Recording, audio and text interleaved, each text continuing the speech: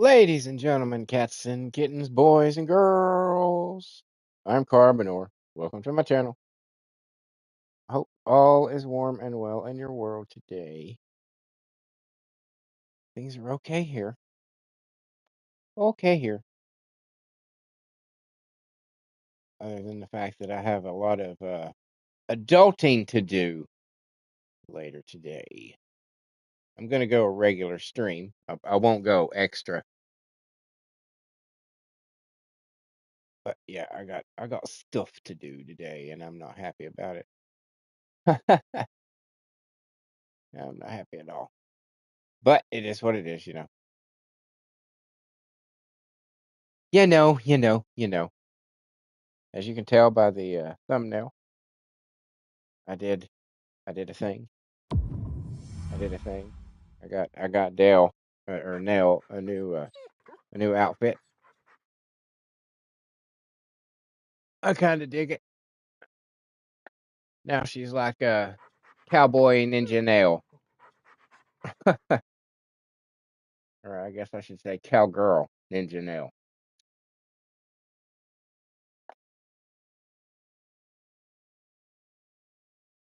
I kind of dig it.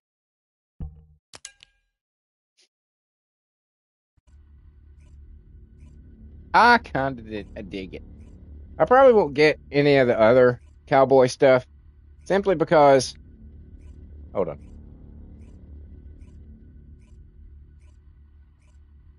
I like a couple of the outfits, like I like Serena's outfit, but not for Serena. And I like Bunny's outfit, but not for Bunny. If they were like on other people, I would probably have both of them. But of the ones that they have, this is the only one that I was like, yeah, I like that for Nell. And I do. I dig it. I've been and it looks really cool when she has her sword. Kind of works. It's kind of ninja, cowboy, and pirate all rolled into one. I very much dig it. I did a few things, but not too much. I started doing, let's see. Yeah,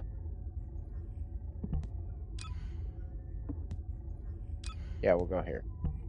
I got the perforator.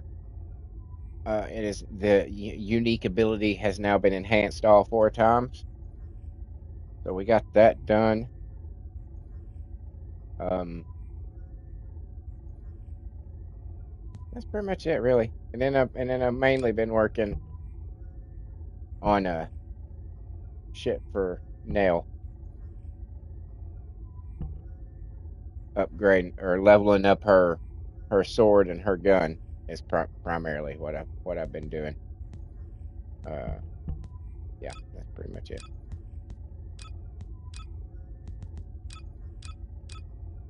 That's pretty much it. I got another slot for her so that I can do. I'll show you. So that now I have her armored version without the helmet, so that when I come to Albion, I can take the helmet off, and then a slot with the helmet.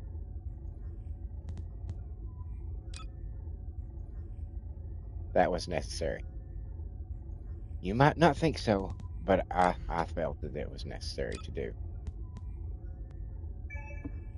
But yeah, I've been raising hell with Nell in her new outfit, and I ran through both sections of Sigma already with her, using pretty much nothing but the sword, just absolutely tearing shit up.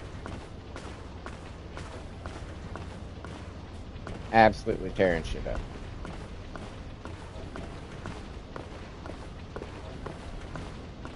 So let's do our money.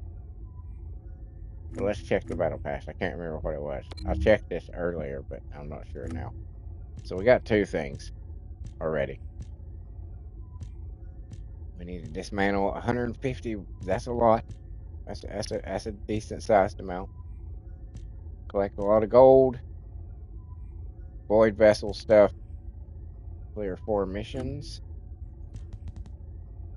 and then just whatever we can get over here. But yeah, I've been, where's it at? Melee weapon. I've been wearing it out with her on the melee weapon. Wearing it out. So we will switch to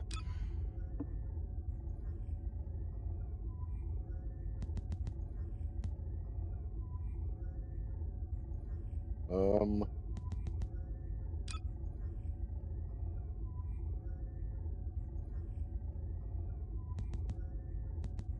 um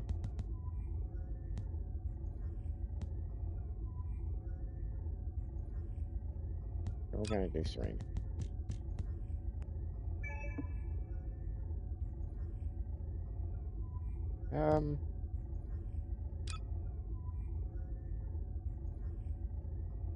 We'll go with this outfit.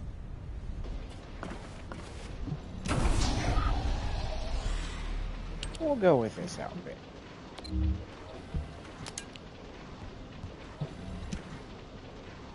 Let's get some money.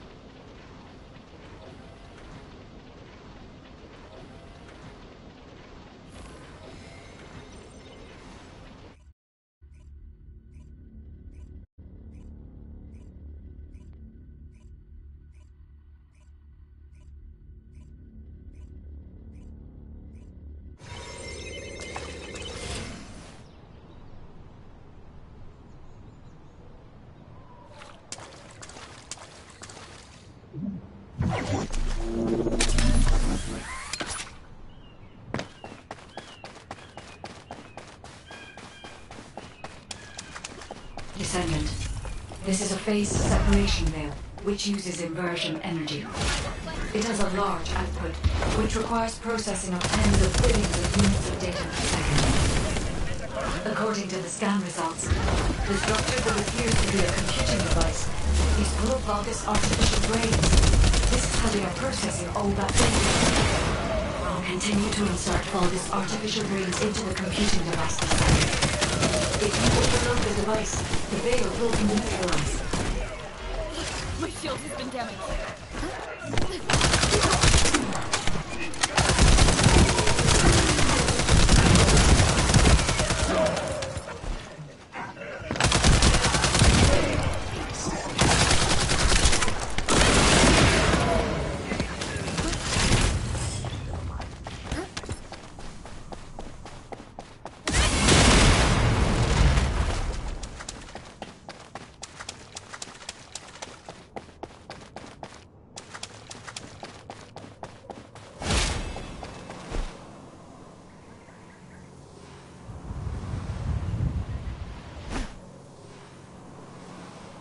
Oh my gosh, can I go over that?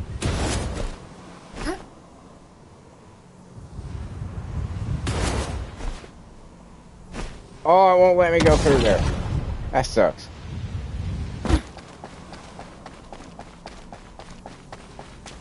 That should let me go through there.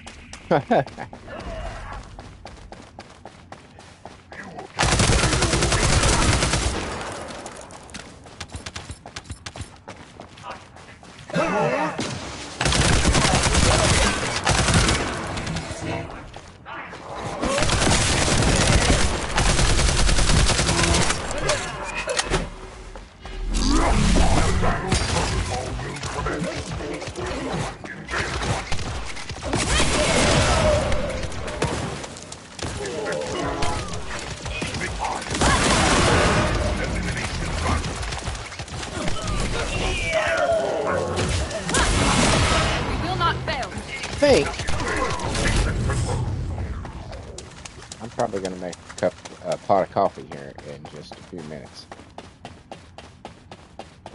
because I have decided that it would be better, because I always tell myself when I have shit to do, during the day, because as I've said before, I'm a day sleeper. You know what I'm saying? When I stream between 6 a.m. and 9 a.m., that's like an hour before I usually go to bed when I have to work. I usually The don't enemy get any more hunters than using the face 5 hours separation field as a maximum shield. of sleep. The computing device, I'm just one of you can those create people an that opening to attack the I've commander said directly. before. I'm a borderline, and I mean this quite sincerely. I am a borderline insomniac. Sometimes the only reason that I go to bed is because I know that if I don't, that my fuel will run dry while I'm at work. You know what I'm saying? That I run the risk of just passing out from exhaustion if I don't. But if my brain is active, then I can stay up for God knows how fucking long. When I did my my birthday subathon, for instance, I got up at my usual time to go to work, you know, which is like 3 p.m. Went to work, got off work, got something to eat, and then pretty much immediately started streaming, just like a couple hours after I got home, I think it was. And I streamed until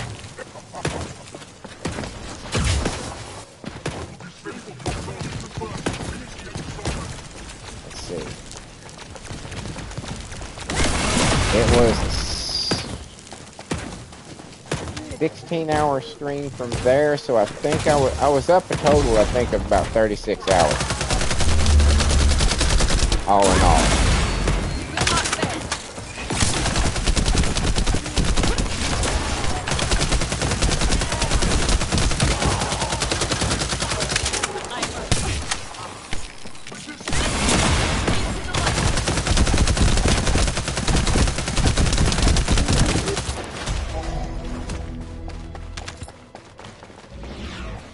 But I always tell myself, okay, you'll get like 2 hours sleep, and then you'll be fine.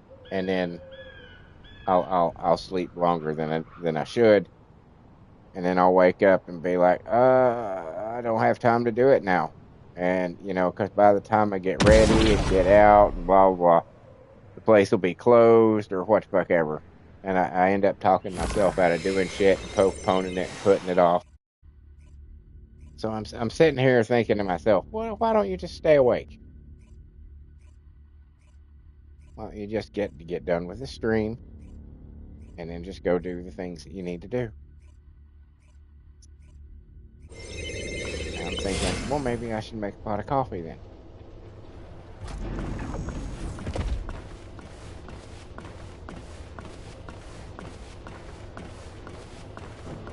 So I might go make a pot of coffee here in a minute. It's what I'm alluding to. That it's a possibility. I have wrestled with the idea of making my Daya a redhead. And I just don't think it works for her. I just don't think it works for her.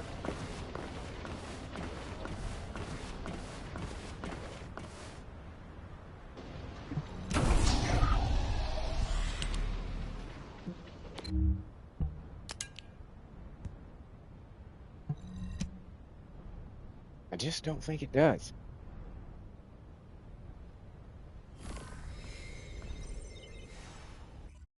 Because I have a big ass blueberry muffin, and if you're a fan of the stream, more than once we have this convenience store down here in the south called Waggles, and it's basically it's like a mini grocery store almost slash convenience store slash, well, essentially restaurant, because they can, you know, make you food and shit. They make you pizza.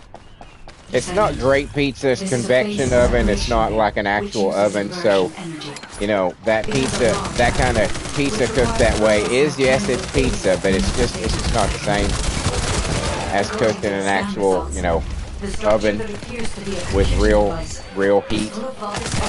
But all that data. Continue to insert Vulgus artificial brains into the computing device, Descendant. If you overload the device, the veil will be neutralized.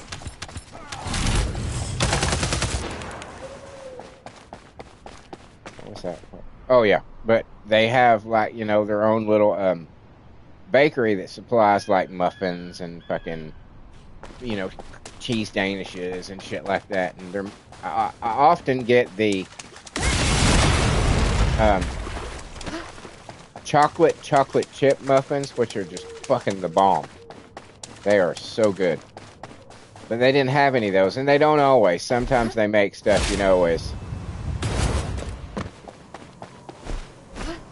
you know, on different rotations and shit. And today was or yesterday was blueberry muffins. That's all they had. They didn't have any chocolate ones, and I was like, well, I like blueberry muffins.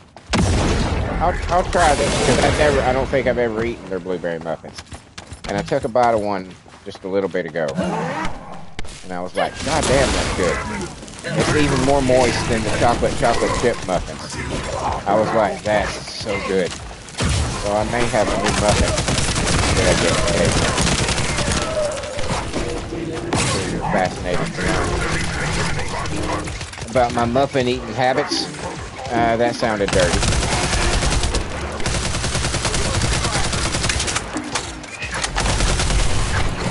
Unintentionally. Totally unintentionally. Get your mind out of the gutter.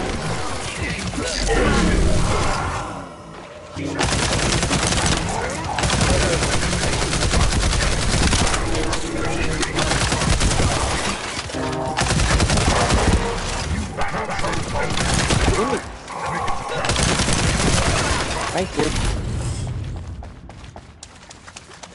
But it would go pretty well with a cup of coffee. That's partly why I think I've talked myself into getting a cup of coffee.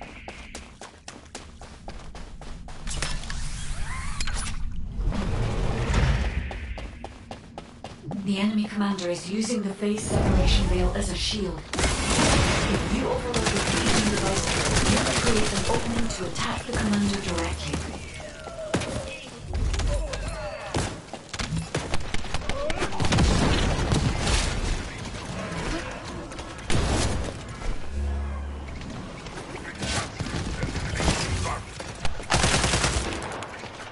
Give me bitches.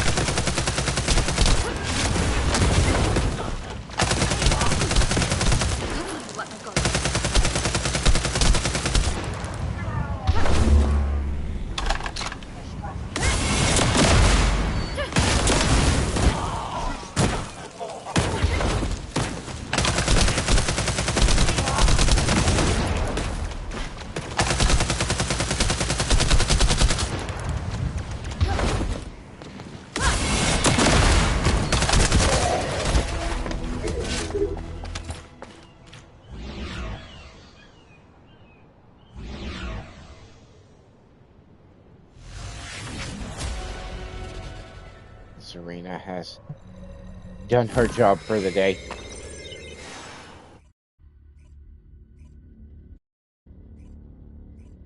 I think I'm going to go do that right now. I'll let you guys come along with me. Because aren't you so thrilled? Isn't that what you wanted to do right now?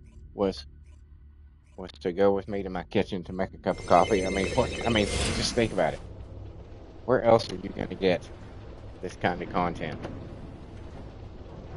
I mean, really, where else are you going to get it?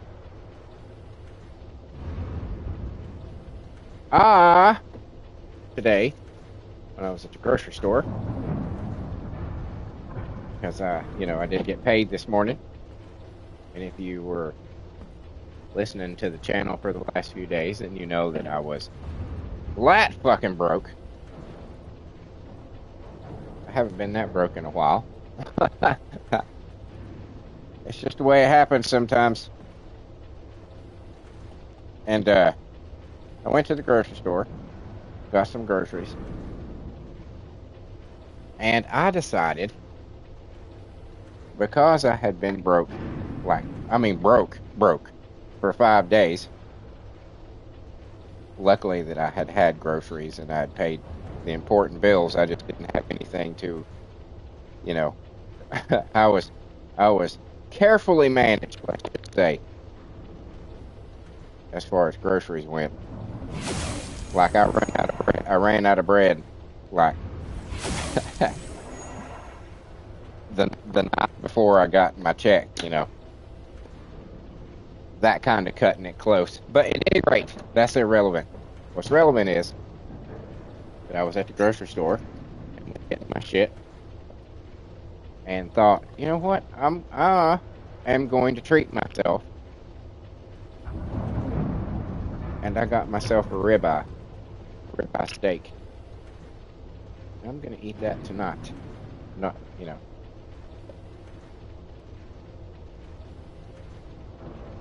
probably. Well, knowing me, it'll be sometime after I do the Fall Guys Fortnite live stream. But it's gonna be tonight. I got some mushrooms. I'm gonna saute up, lap on top of it, make a baked potato. Oh, which reminds me, I need to get butter. I could just have French fries. Well, I need ketchup.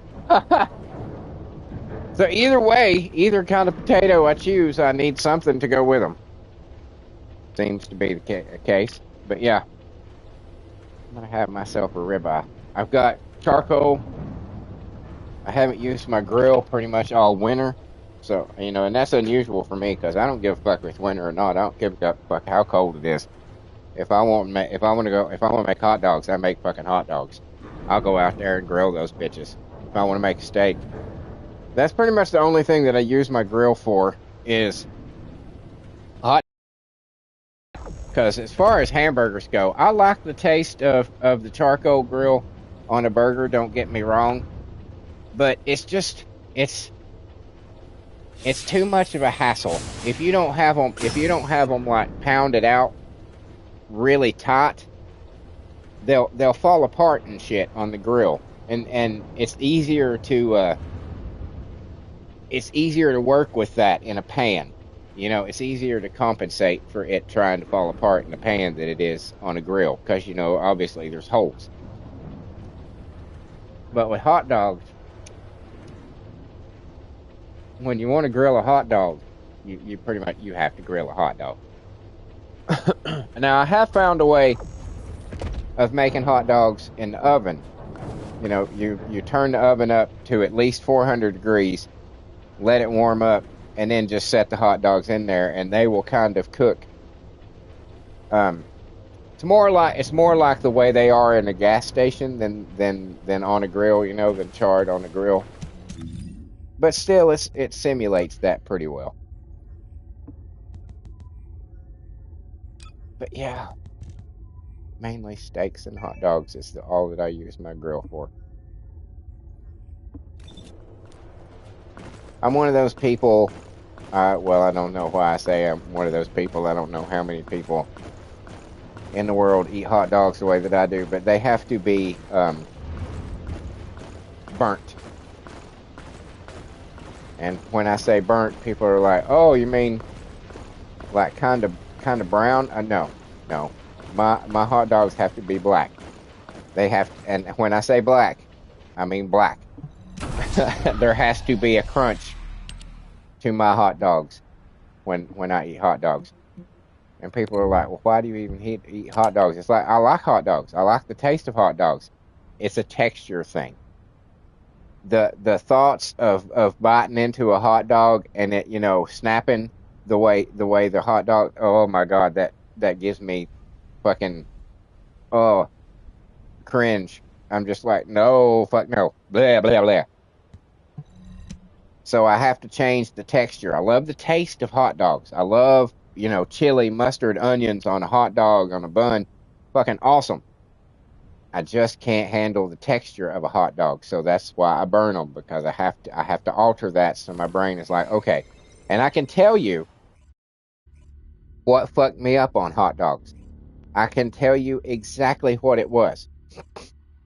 There's, if anybody's ever seen the movie Naked Gun with Leslie Nielsen from back in the 90s, it was a movie many years later after the series was which was only like 6 episodes. That's all it lasted, because the TV show Police Squad was was way ahead of its time. They weren't ready for it back then. But in the movie, the main character, Leslie Nielsen's character, is he's a cop, and he's in a meat manufacturing place fighting this bad guy, and he's been set up and he's led there so they can shoot him, basically.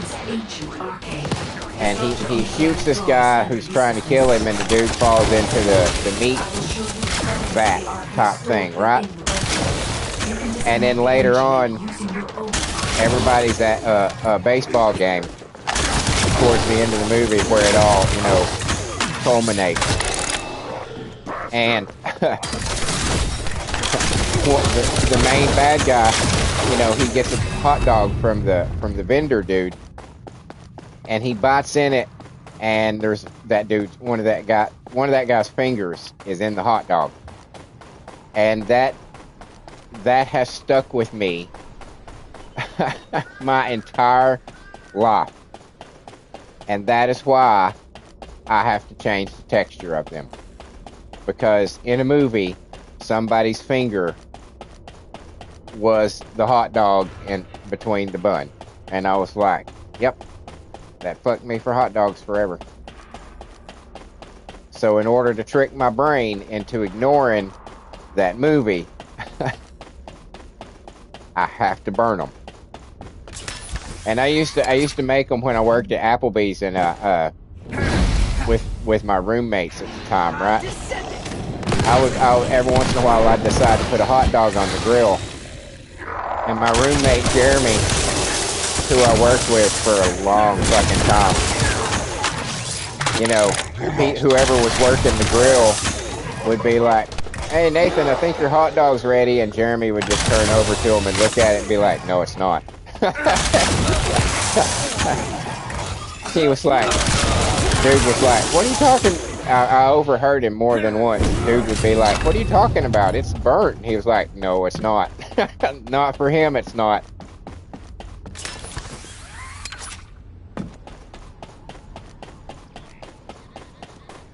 But then I'm one of those weird people that kind of likes the taste of char on everything. Like my perfect steak is Pittsburgh. When it's charred on the outside but practically raw on the inside, that's pretty much the perfect steak for me. Descendant, the enemy commander is using the But it's hard to get that, because you're whatever you're cooking it on has to be so fucking hot, so it chars it before it can cook the inside. It's so difficult to do, but it oh my god, it's so good, because you get that flavor of the fat on the outside, having that char, but still that juicy fucking steak fat taste. Oh my god.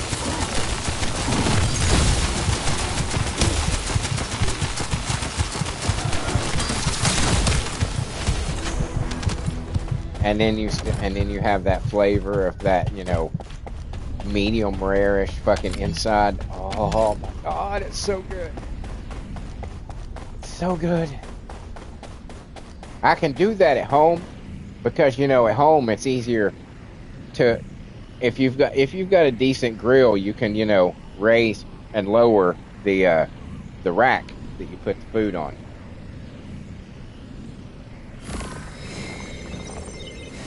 so you can get it closer to the flame. So it's easier to do at home than it is, say, in a restaurant environment, because you know you can't move the flame. All you can do is try, use find the hottest part of your grill and try to keep dropping oil into the fire to kind of poof, burst up on it. It's not easy to do, and it's a good thing that not many people ask for it. It's pretty rare that people ask. Rare. That's see what I did there. Pretty rare that people ask for Pittsburgh, because a lot of people don't even know what it is. But I'll tell you right now, the majority of people in the world don't have a goddamn clue how they prefer their steak cooked. They have people, and it is the simplest thing in the fucking world. I'm gonna give y'all a lesson right now. There are 5 temperatures for a piece of meat, for steak, for cow. There are 5 temperatures. That's it. There's just 5. There's just 5 temps. There is rare. There is medium rare. There is medium. There is medium well. And there is well. 5. There are no more than 5, because a steak is only so thick. And nobody is a good enough cook to try to find 7 different kind of cooking levels in an inch thick piece of meat. Not even an inch thick piece of meat. But people will do it all the time. Can I get that somewhere between medium well? No, you can't, because there is no in between. It's medium or it's medium well. Which one do you want?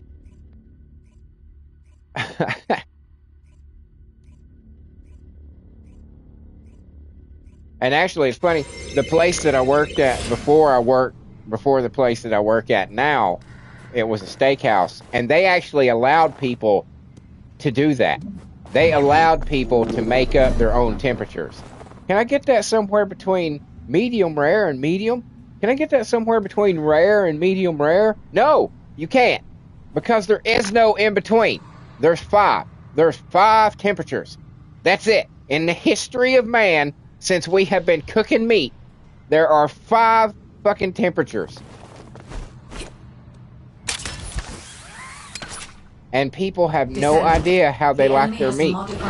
They will order shit medium. They'll order it medium, but no pink. And it's like, well, you don't want medium then, because medium is pink. Medium is, in fact, mostly pink on the inside.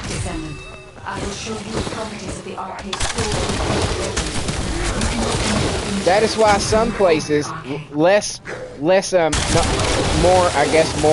chain type places than like the place that I work, but will often have, like, your Texas Roadhouses and places like that, will often have a fucking temp guide in the menu to show you what the different levels of it, what it looks like. Because people are that fucking stupid as to how they like their steaks cooked.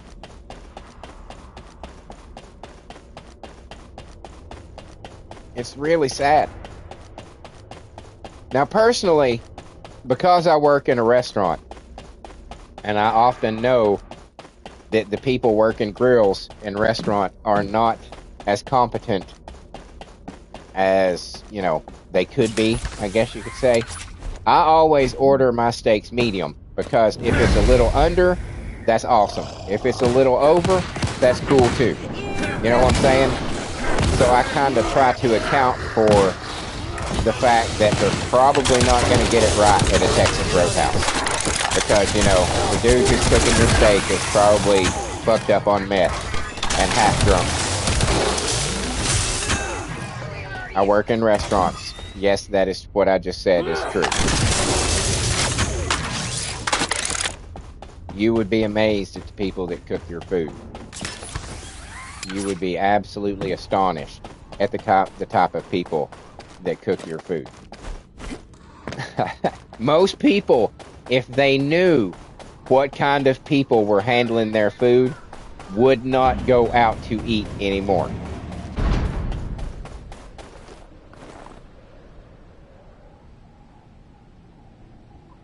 Because there is a certain type of people who work in restaurants, and they tend to be druggies. The enemy commander is using the inversion energy as a personal barrier. And it's not always, I mean, it's just, for one thing, restaurants don't drug test. Because there's nobody, because they know they can't. Because what is asked of the cook is so extreme and ridiculous at times that they know they can't. That's the type of person that it's such a high stress, life or death fucking job over fucking food.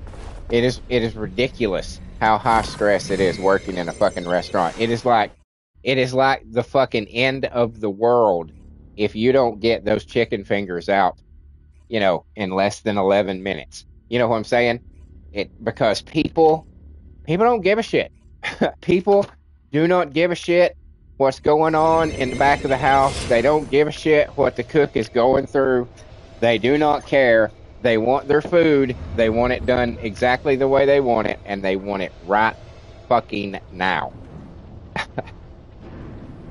It's something that the industry has done to itself, because each place tries to outdo the other place. So one place, says, well, we're going to get our food out to you in about 15 minutes. And then so this place over here says, hey, we're going to top that, and we're going to get it out in 14. And then this place over here says, we can top that. We're going to get it out in 12. So it is, and then that becomes the standard. Each new time becomes the standard for how long it should take to cook a person's food. And it's like, y'all, it's like the argument I've said about when you go out to a fast food place, always order shit well done, because they have the cooking times so narrowly, or so narrowed down, that you don't really get it cooked sometimes. You just get it hot. You know what I'm saying?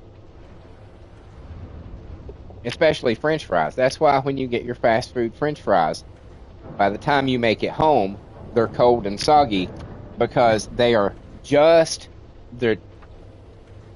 a fraction over to where you could consider them cooked. So that if you eat them immediately while they're hot, they're great. But if you wait 5 fucking seconds, they start getting soggy, because they're not fully cooked. Same thing with pizza. They do it with pizza too, as I've said before. They run that shit through just until the cheese melts and forget that there's dough underneath that has to cook as well. I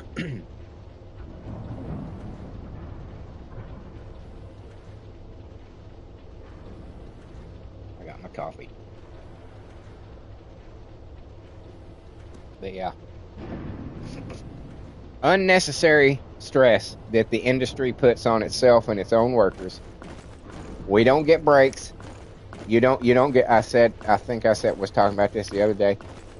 You don't get lunch breaks. You don't. So you're standing up for 8 or 9 hours at a time. And you end up probably walking. I've often wanted to wear one of those little watches that tells you how many miles you walk during the day, just to see how many miles I walk standing in one spot.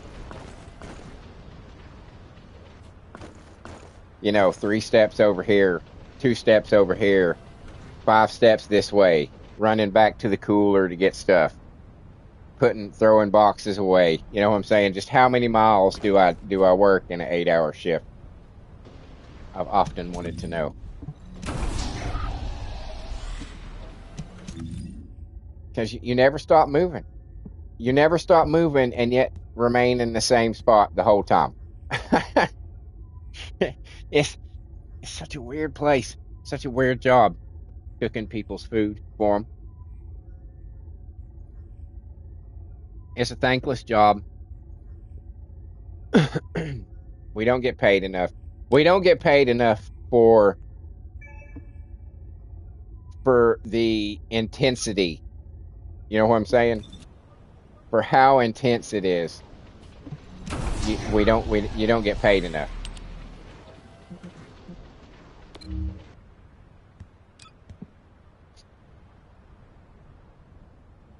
That's why, you know, probably 90% of the people who work in a restaurant smoke.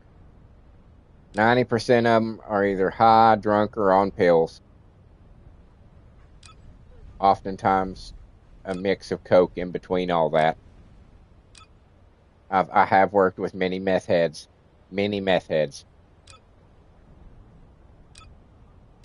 I just smoke weed myself. That's all I do. I've said before that I have eaten my fair share and your fair share and your friend's fair share and my friend's fair share of acid in my time. I've eaten a shitload of LSD in my time. And I believe everybody should have to eat LSD at least once in their life. Preferably right after you get out of high school.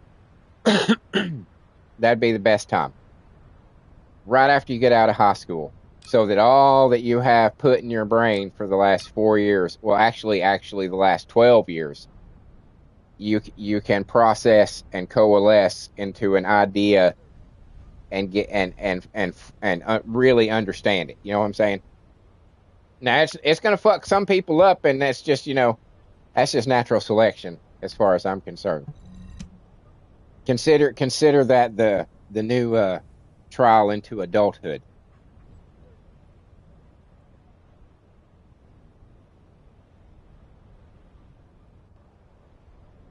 My throat is incredibly dry today. And I know why, because we had a sudden fucking heat spell just out of nowhere. It was like 74 degrees today. And so last night or yesterday after I finished the stream and laid down, I had turned my heat off and thought that would be good enough, but it wasn't. I woke up like pouring sweat because it got so goddamn hot. And it fucked up my sinuses.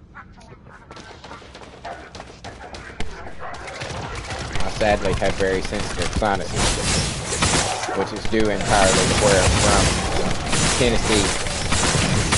I don't mind saying that. I ain't gonna get any more exact than that. Not that I'm afraid that people will find me, you know, hey, go ahead, give it your best shot.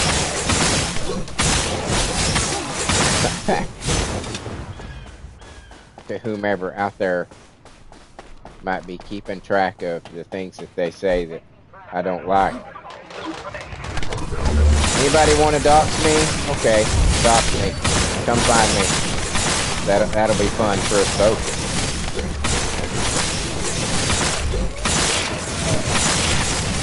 But yeah, Tennessee, people that live in Tennesseans are famous for having the worst fucking sinuses in America. It's just because Tennessee is basically, if you can imagine a bowl made of mountains and then nothing but swamp inside that bowl, and then somebody decided to put a state in there and call it Tennessee, that's pretty much what it is. So we get fucking pollen, we get fucking, you know, stagnant fucking leaves everywhere, and it does absolute heinous shit to people's sinuses. It's always fucking moist and damp.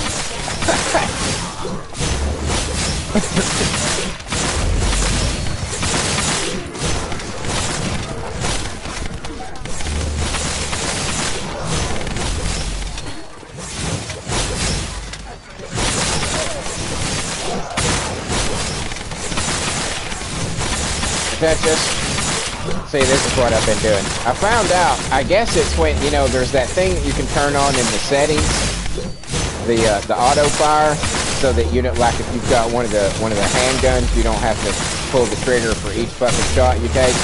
And I guess it applies to the sword too, because I'm just keeping the trigger held down. She's bouncing around from enemy to enemy. I'm so glad I decided to give Nell this fucking sword, because I appreciate this character, playing as this character so much more now.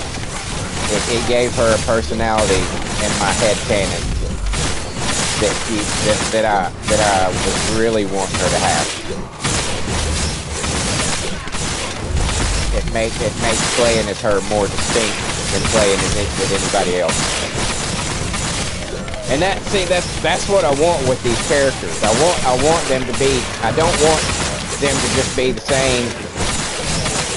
You know, hit this, and then be done. I want it, when I play as one, it's like, do I want to feel like flying today? Okay, I'm gonna pick Serena.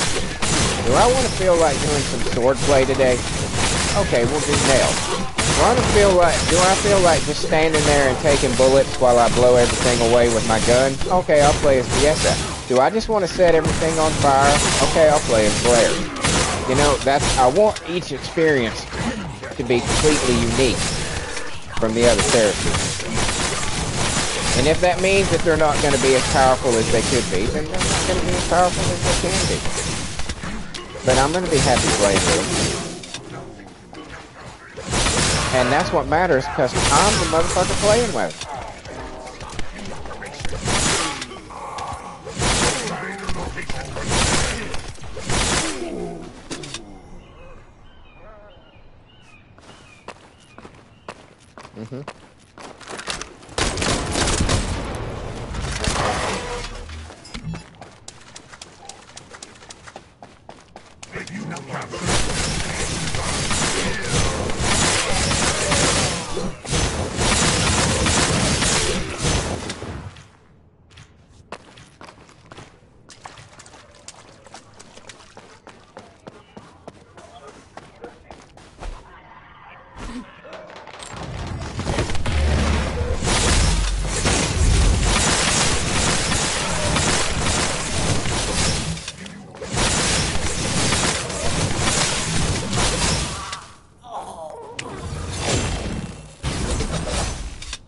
That was a waste.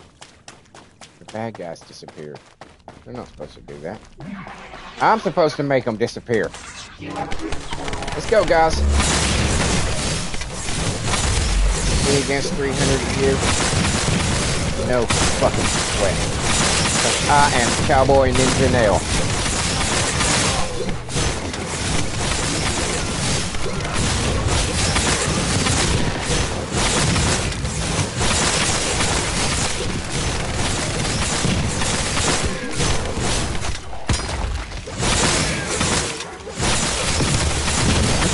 I mean, when you look at this outfit, the shit that hangs from her hip, that kind of a little half skirt type thing, it's kind of reminiscent of a samurai.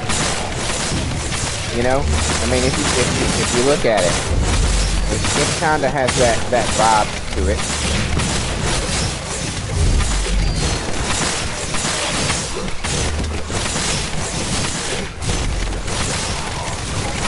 I don't even need to use her fucking abilities, dude.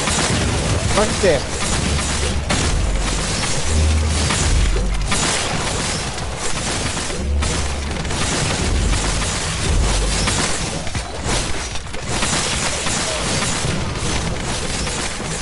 And this sword isn't even, I haven't even finished doing the module. So I can still make it more powerful.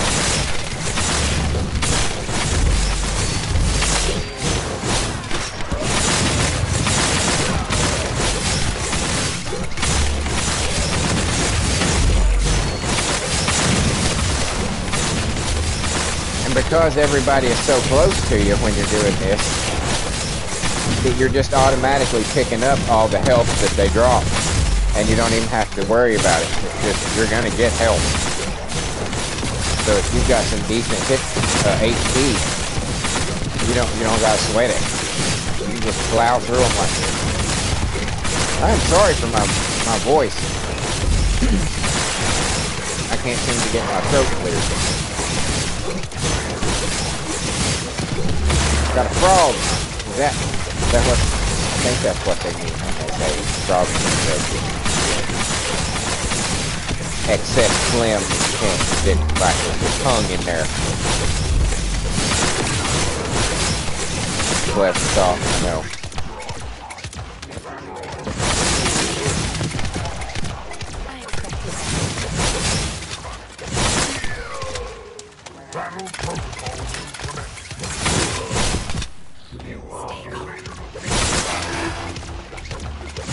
Oh, that's my dog. Sorry, dude.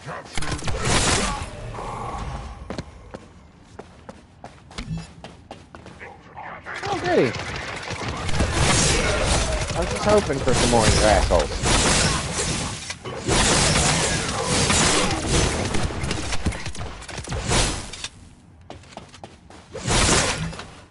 Lay down. But you see what I'm saying? It kinda has that samurai vibe to it.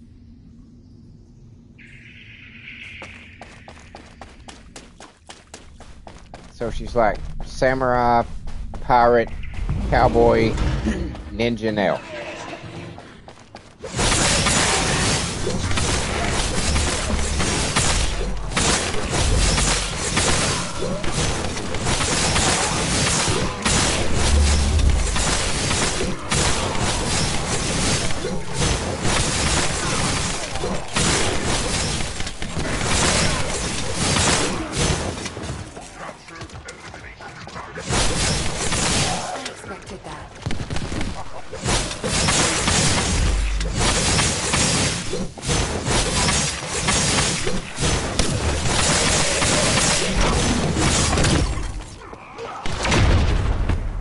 Oh my god, don't do that.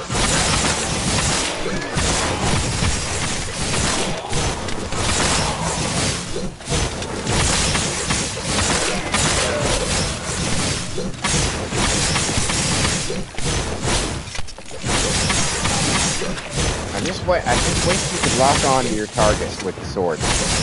They like this, like there's so many moves that I'm wasting because she strikes beyond the enemy.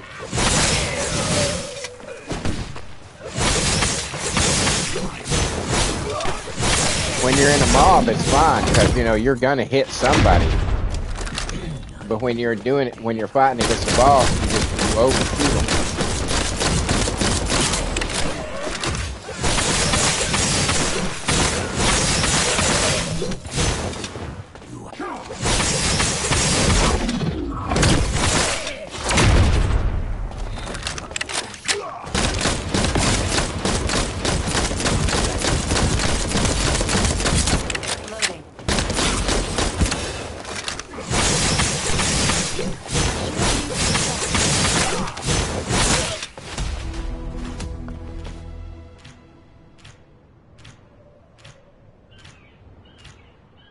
Yeah, I dig it.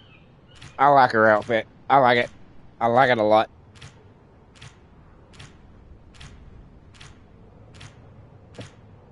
So now I've got two awesome outfits for Nell. Dig it, dig it, dig it.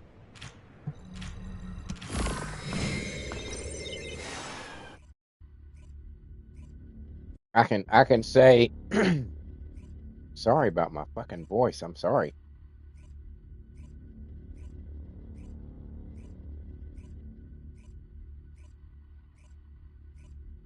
I can pretend in my headcanon that the spurs on her boots were given to her by Blair. And that's why she wears them. Or maybe just the boots in general were given to her by Blair.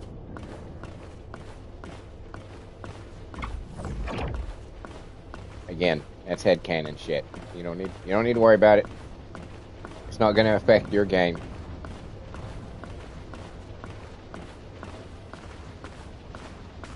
But in my head, there's all sorts of shit.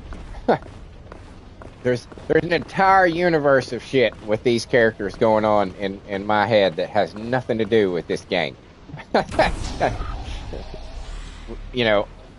Relationships, who likes who doesn't like who works well together, who thinks this person is a snob. Like for instance, my Viesa does not like Bunny. As as I've said before, if you look back through the thumbnails of my First Descendant uh, videos and then eventually my live streams, of course, I don't really do any captions on the live streams because it's hard to come up with something funny every day. But if you look back through the captions, there's a reason why Viesa doesn't really like Bunny.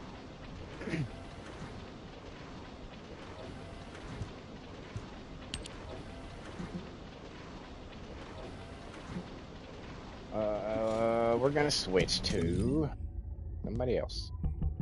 Let's get rid of this bullshit though. Oh, by the way, where are we at in these? 18, 20? Okay. How much time we got on that? An hour left on the proficiency. Oh well. Oh well.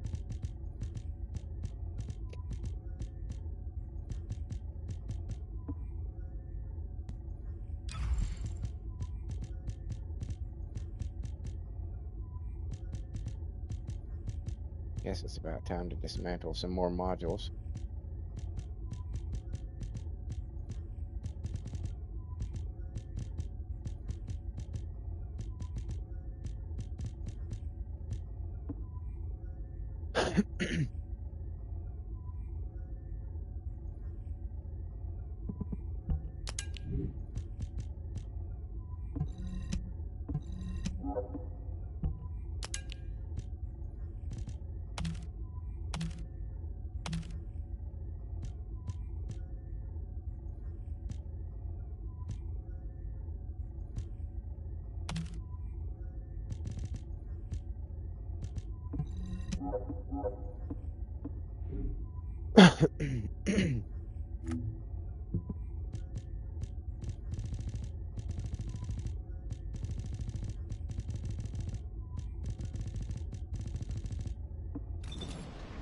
Alrighty, now let's see. No, that's the wrong way.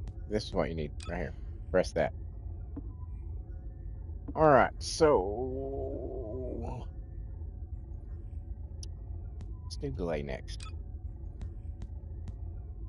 We need somebody with a sword. Let's follow it up with somebody who's nothing but gun.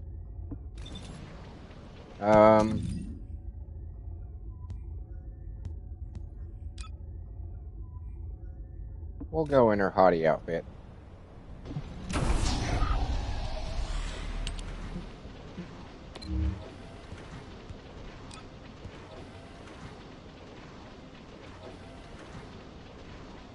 I don't need to worry about the perforators anymore because that's all done.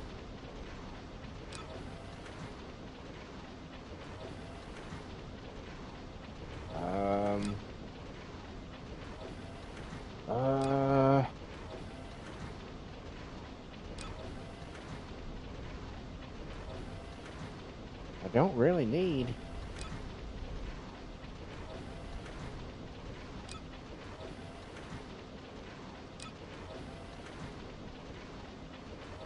Well, I do need. Okay, yeah, I need the. How do you pronounce that? Nazistras? Because I think that's the gun that I've got for Nell. So I guess we could go ahead and start trying to get some stuff for that. Since that's the only thing really on this list to get.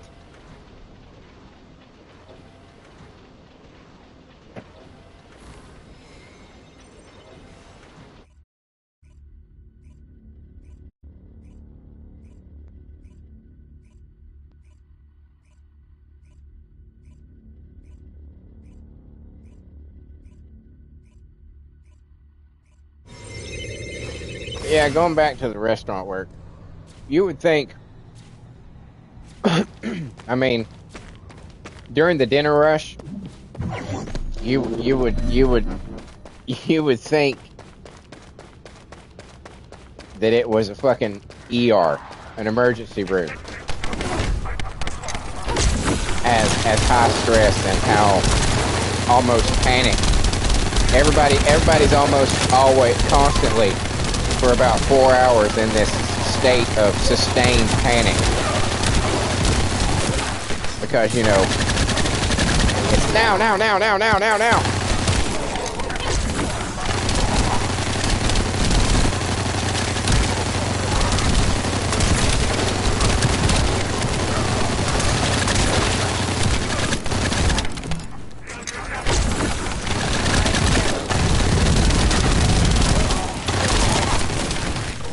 Fuck you. Fucking frozen bitches. Get off of me! Get off of me!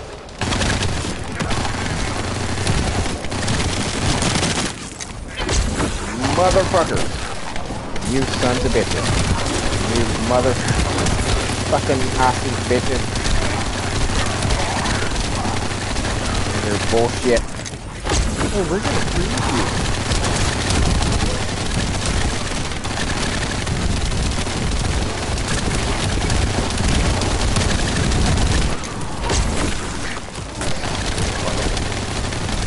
Christ, there's a whole gaggle of you.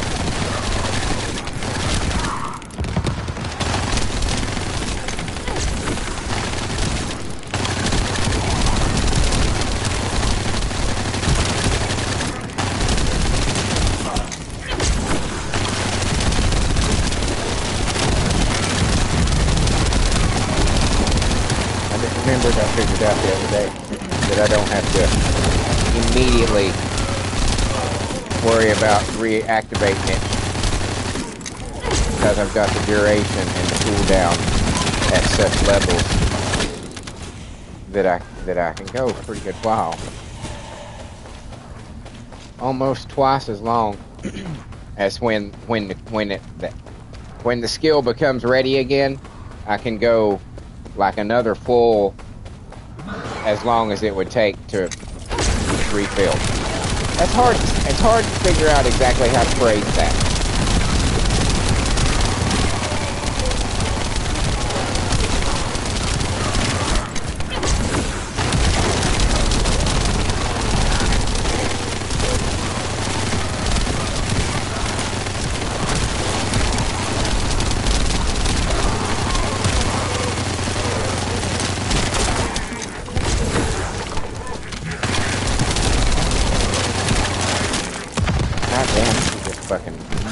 People down with this fucking gun.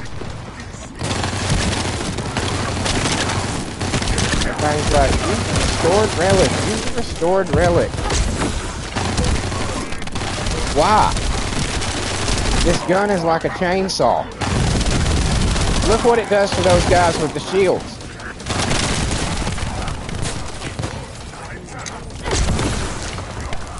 It just absolutely cuts them in half. Why would I care about explosions when I can just do this?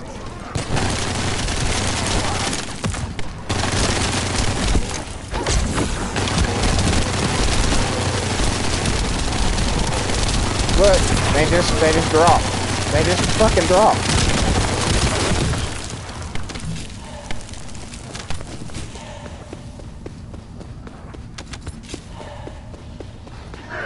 I don't need the restored relic. I have to toss on.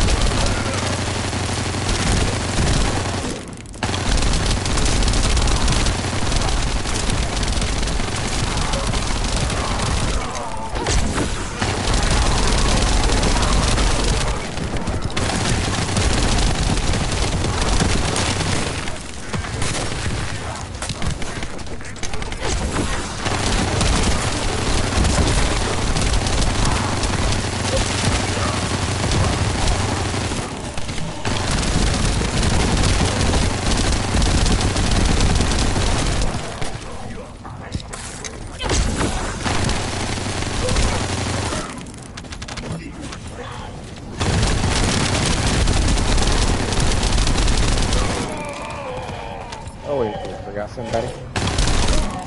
There you go. Just so you weren't forgotten, buddy. Include you too. Nobody gets excluded. Everybody gets a treat.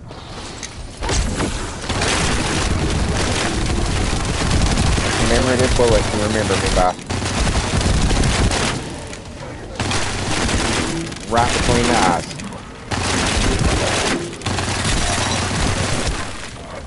You'll remember it for the rest of your life.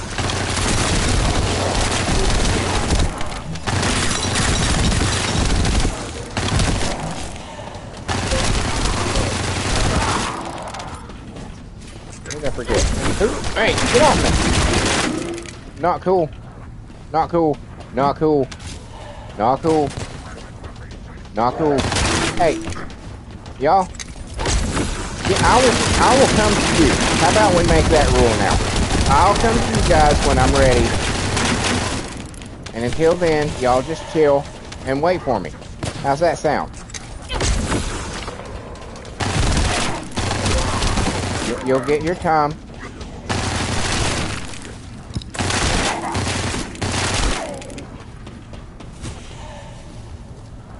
You'll get your time. I promise.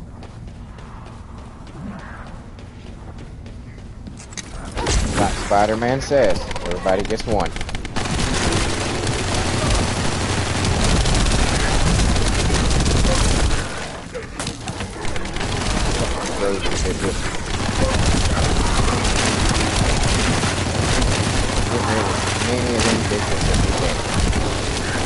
You got blue on your face. You are toast.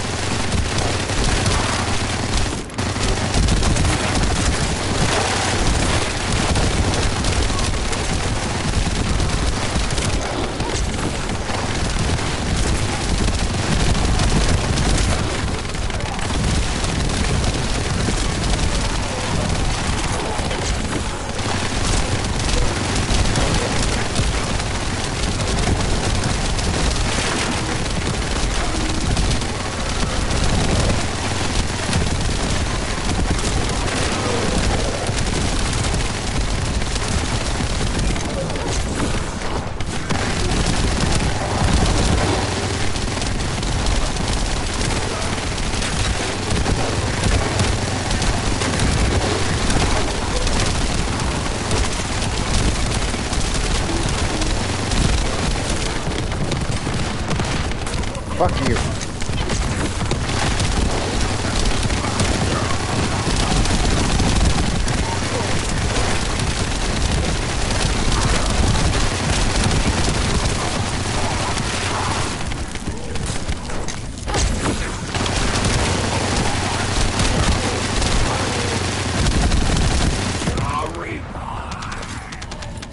There we go.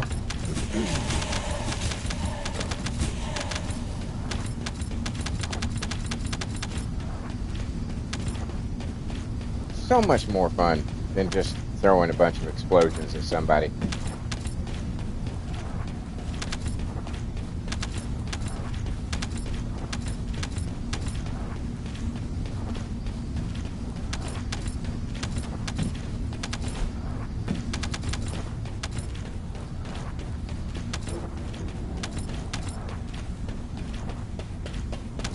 So much more fun. Oh, some more.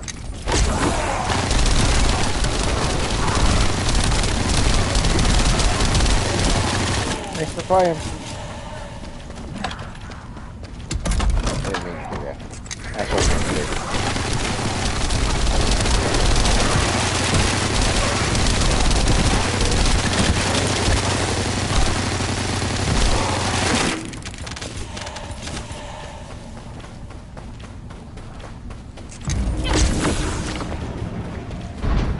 This is gonna be interesting.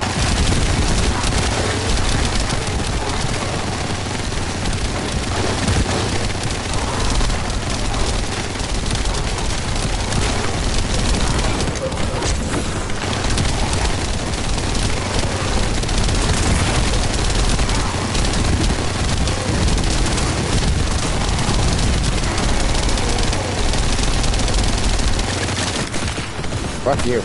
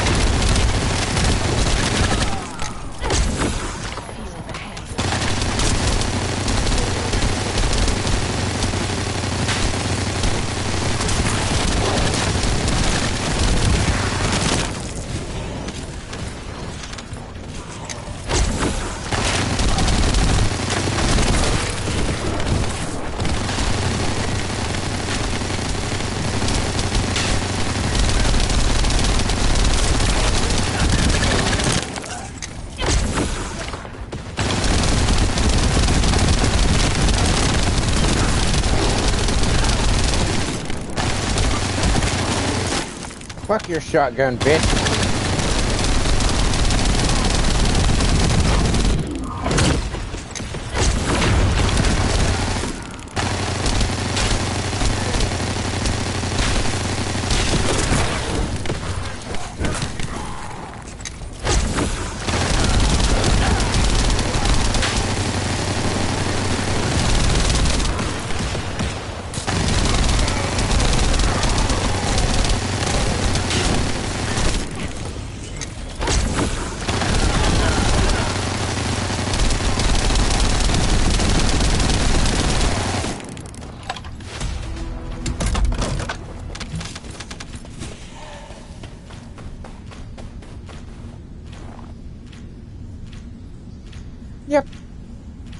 Yep. Yep.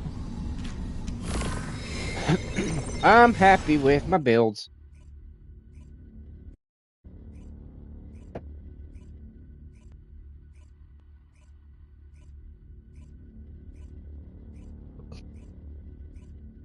I'm happy with my builds. My girls are badass. I mean, you know, yours may be more powerful than mine. I will grant you. But I enjoy playing with what I've done.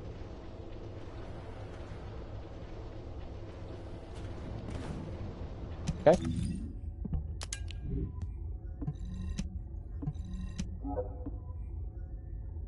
Oh.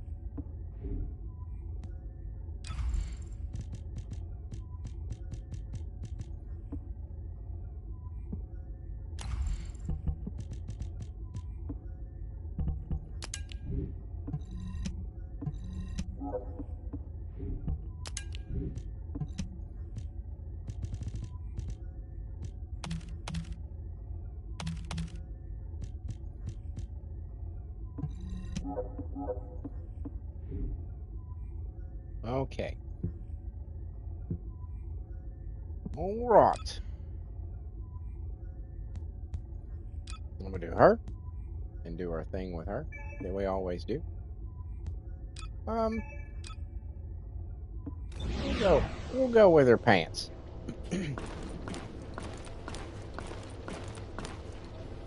We'll go with the pants look. Will you stop it? Walk.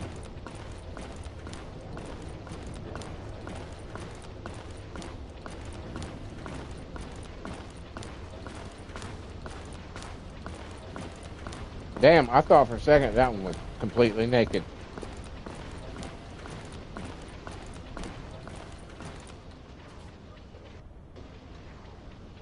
From not very far away, it just looks like she has a tan line. Oh no, wrong. We need to go over here.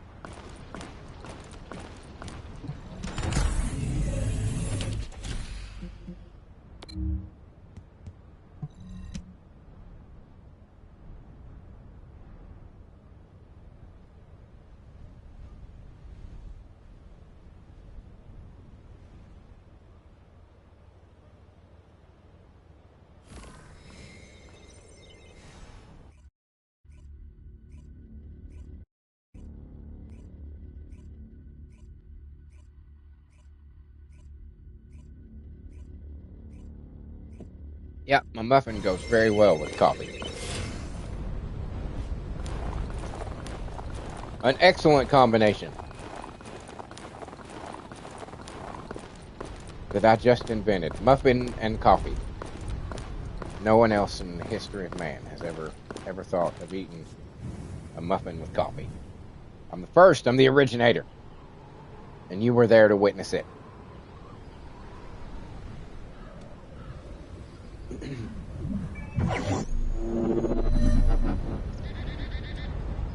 Descendant, we've been waiting for you. Something wrong with that Our dog. soldiers have suffered extensive casualties while holding off the enemy onslaught.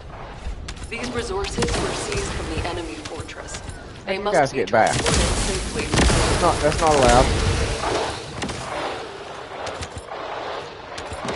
I don't know how that shit happened.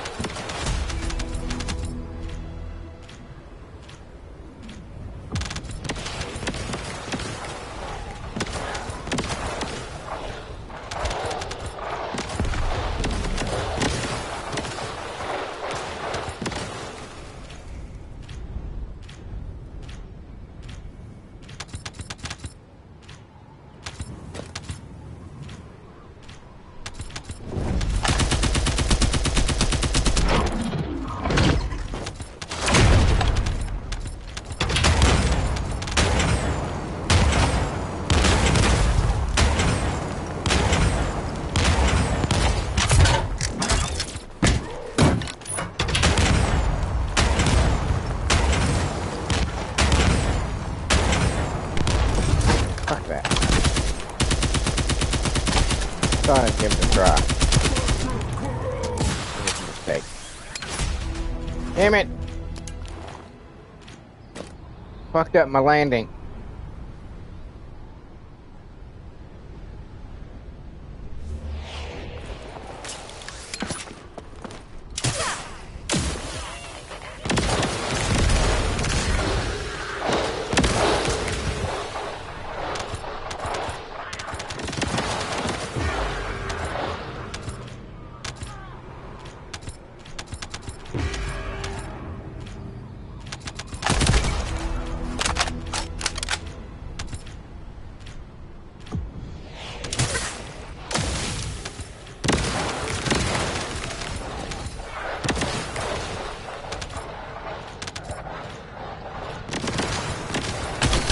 Really?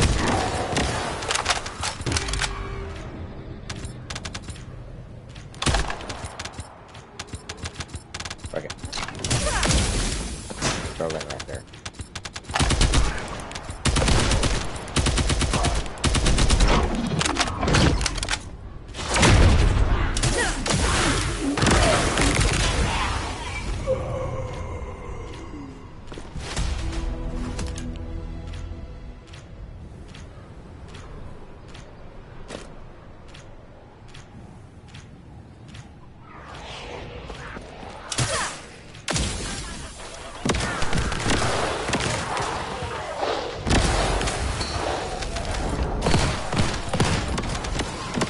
You may wonder why I keep doing this mission.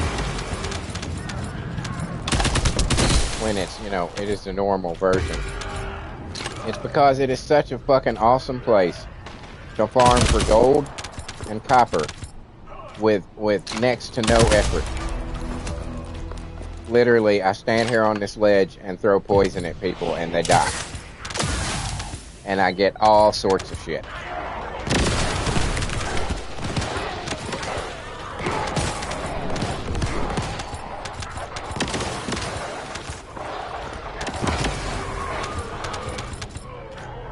Why wouldn't I?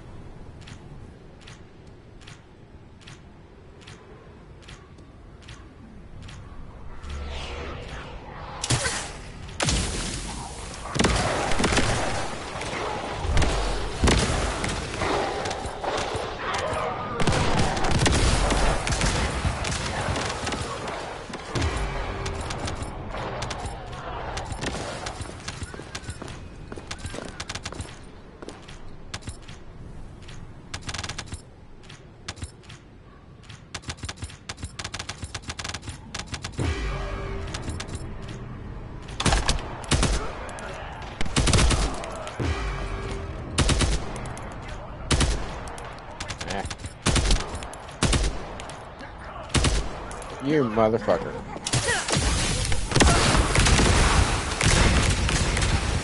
Oh, bitch. We're just gonna do this. There you go.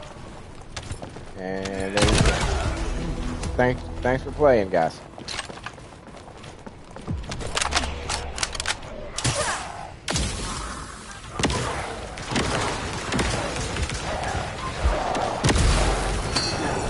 Oh my god. And he's dead.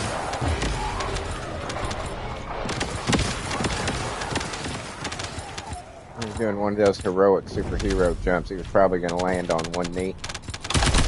Look all badass and shit. He died midair.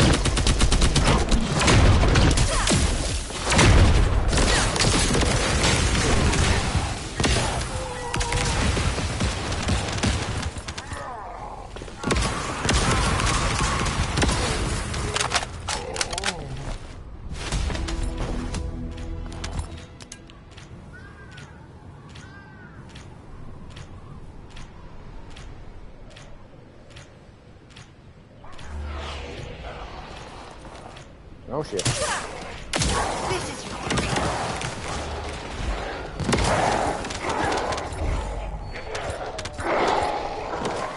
Oh, he did a flip. That's impressive. If you'd have stuck the landing, I'd have given you a 10 out of 10. But you didn't stick the landing. You fell on your back. That's. I mean, unless was that what you were going for? If that's what you were going for, increase the score. But I don't think that's the technique, is landing on your back. I've certainly never seen it in the Olympics. That son of a bitch. Uh-oh, you died anyway. Isn't that horrible? Hold on. I can do this. Yep.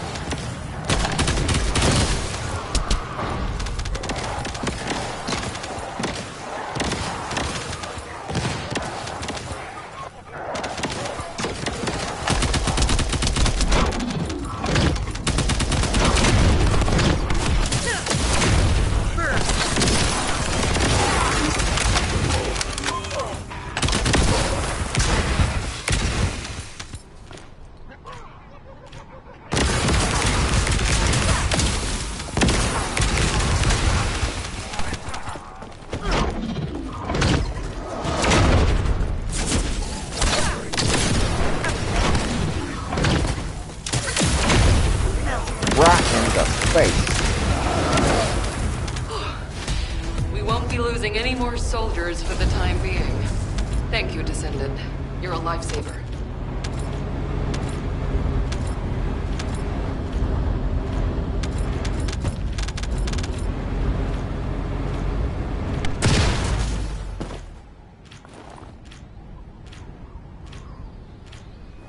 Time to go home, pup.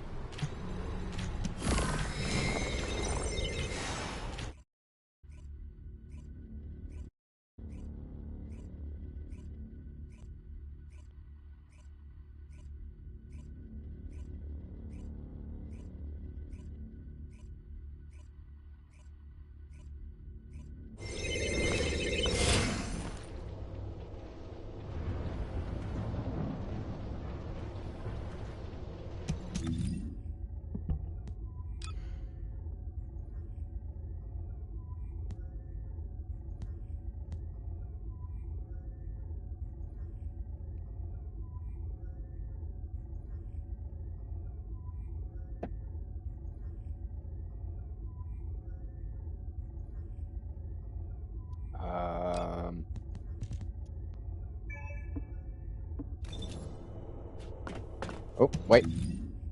Mask up. We're going out. Going out.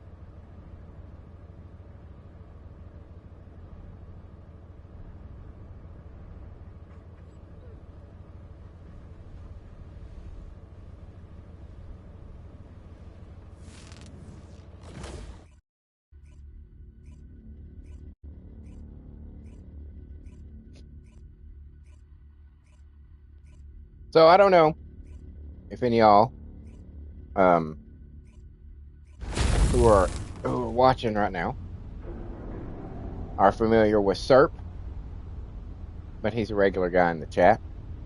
Cool dude. Like him quite a bit.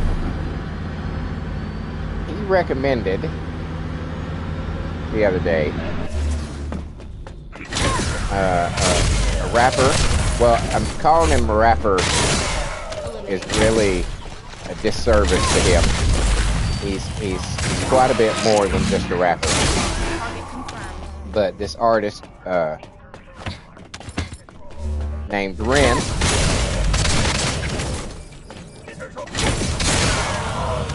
and I've watched a few of his videos. And I would like to recommend him to all of you because the songs that Serp recommended to me, I understand why he recommended them, but they didn't have the impact that I think he was hoping they would have on me, and maybe that's, you know, maybe that's towards my own bias towards kind of rap. But I heard apparently his most popular song is called Hiren. Hiren. You know, because his name is Ren, R-E-N. And that, I don't know. It resonated with me in such a profound way. And I would like to strongly encourage everyone out there to give it a listen. If you suffer from any kind of darkness inside you or inside your mind, you know, if you're plagued with self-doubt, if you feel like you're trapped in a perpetual cycle of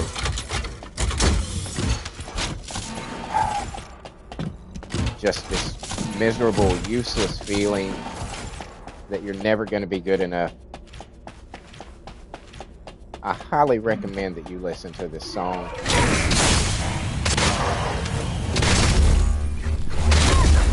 I just did.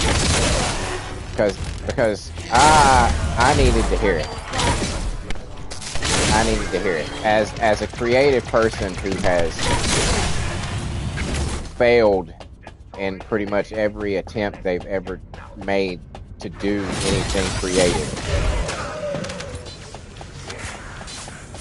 And not saying that that's a necessity, that you be that type of person or that you have that particular kind of experience. I think you will be able to relate to it. I know you will be able to relate to it regardless. I think it might be something that you need to hear, because like I said, it was something that I needed to hear. I really needed to hear it, because sometimes when you're going through pain,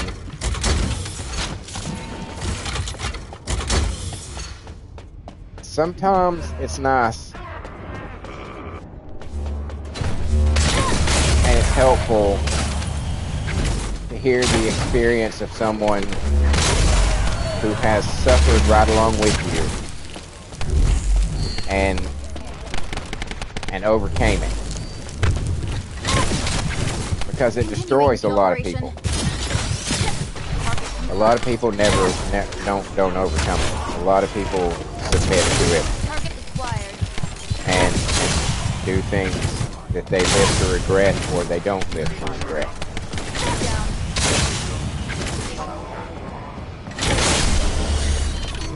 And sometimes sometimes it's nice to hear somebody just put into words in such a beautiful way, in such an intense and almost visceral way. I don't know.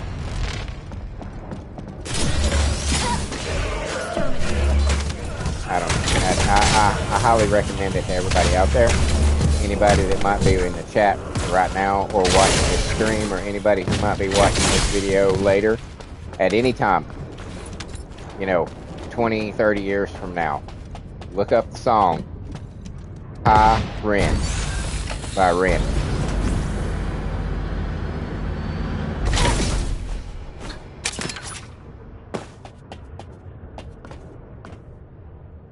I plan to look into a bit more of his stuff, which says a lot for me, because literally for the last over a year, the only things that I've listened to are the all-girl female metal band that I have created. I don't listen to any other music anymore. Not even any of the real artists that I fucking absolutely love and adore. I just stopped listening to everything and just listen to what I have created now, because it's tailor-made for me. I mean, not to say that I don't want other people to listen to it, appreciate it, and enjoy it, because I absolutely do. You know what I'm saying? But it's made specifically for my taste, as far as the type of music and the sound and the instruments and everything. I was able to, you know, write the lyrics exactly like I wanted them, and choose everything exactly the way I wanted it. So it's like the perfect music for me. Now, I want other people to enjoy it, but you know, it was made to my taste and my designs. So I feel that musical, you know, need that we all have, you know, that we're like, oh, this feeds my soul in a way. I'm able to do that because it's, you know, it's my own words, and yet at the same time, it's coming from a voice that's not my own, because obviously I'm not a chick. You know, so it's not my voice, and my brain can actually trick myself and sometimes into thinking that it's you know, that it's not actually me on the inside. You know, I can actually find myself jamming to it like I would to music that is somebody else's. And then I catch myself and I'm like, oh yeah, I made this. That's crazy.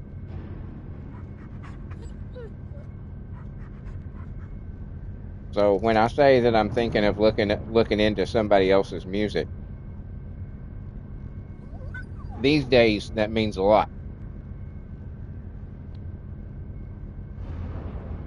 Because when you figure out how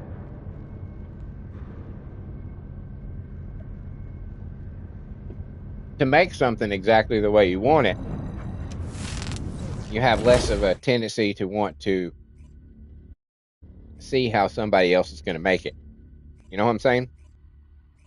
And not that I would put I mean, I'm going to talk objectively here, I guess, about my music now for a moment. Some of my songs I know are written. I think the majority of my songs are well written. I think there's you know, a few here and there that I'm like, this is kind of a fun kind of, you know, who gives a shit kind of song kind of thing. But I think sometimes I'm able to say what I'm trying to say. You know what I'm saying? To convey what at least I think I'm doing a good job of it. I don't know. I mean, all this could be me just blowing smoke up my own ass. But I think some of my songs are pretty deep and fairly well constructed. But I would not put my stuff to the level of what Ren does, because he's almost more of a performance artist than I mean, you can't really call him just a rapper. You can't. He's more than that. He's like oh,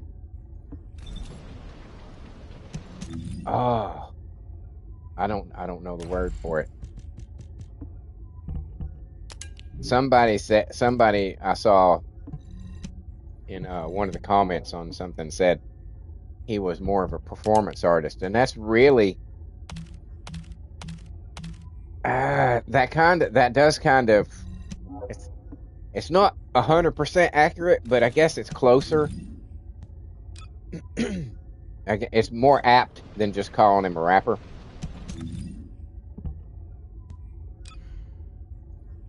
It's, yeah, I highly recommend him.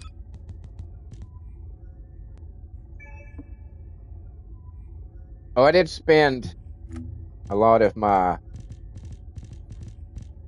green tickets at ETA buying a shitload of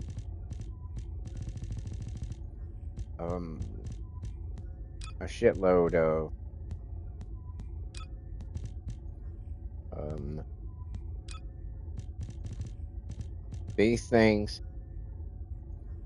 Now I've got almost 9,000 of them. And these things.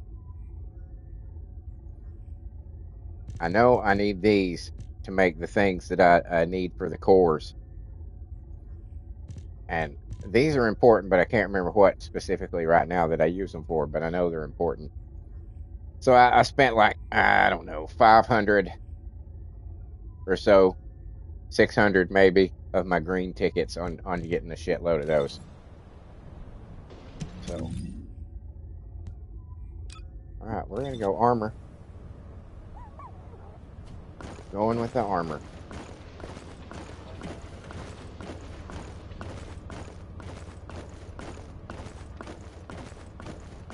Scooby-Doo. Ha ha! Ha! Ha! Scooby-Doo. That's funny. That's funny. Helmet on. Let's do this shit. Have you completed preparations? Yeah, sure. I am the most prepared person ever.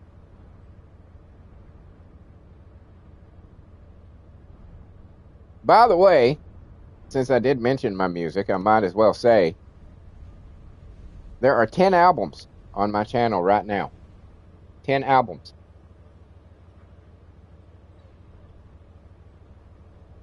The band is called The Circle. They are a 4-piece, all-girl metal band.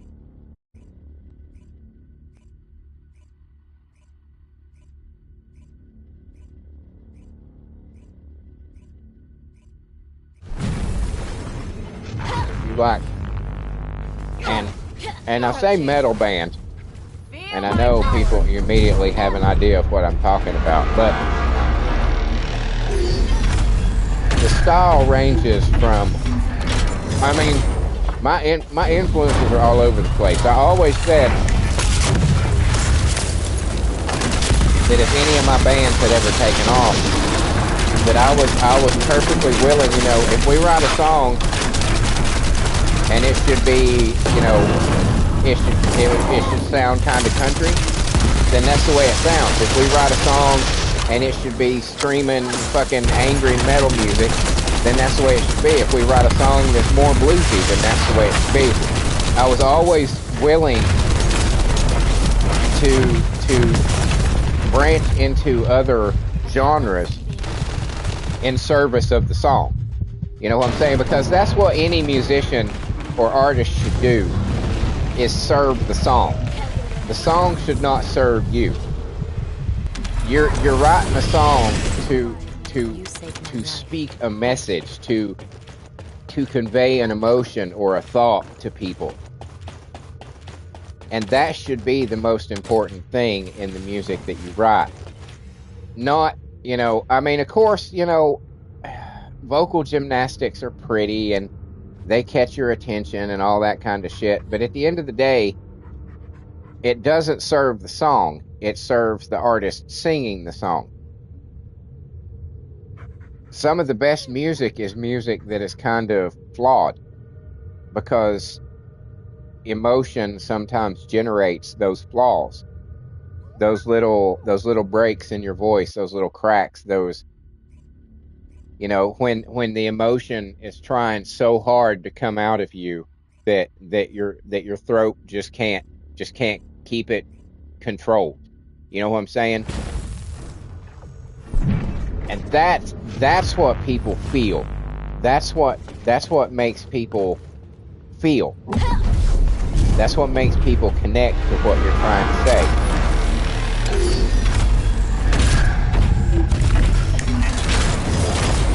So, you know, I've always been willing to kind of think outside the box when it comes to my music. So I write my songs with that in mind. You know, if I write something and I think this needs to be presented in this way, then that's what it is. So the girls, and I call them the girls. The girls, you know, they do more than just screaming shit, you know. And the girls, I will introduce to you, those of you who do not watch my simulated wrestling federations, and you may not ever see, you know, because the girls in the circle, the 4-piece all-girl metal band, are also professional wrestlers in my simulated wrestling federation. The lead singer and bass player is Winter's Lane, and Winter's Lane is the first female that I ever made in the WWE 2K game, back when they first started allowing you, and this was probably, I think maybe the second or third SmackDown game was when they finally let you start making female characters.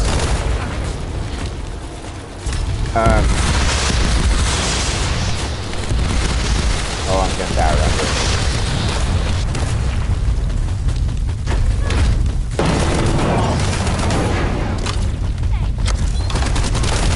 Yes, Winter's Lane, the first female that I made. She is Russian. Well, she was born in Russia to a American diplomat father.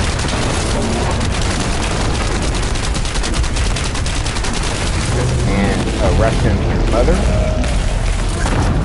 When the diplomat's time, his service was ended and he was called back, you know, as they often are.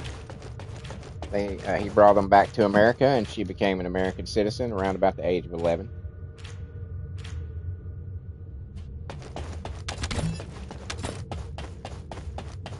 She was in and out of several bands in her life, but the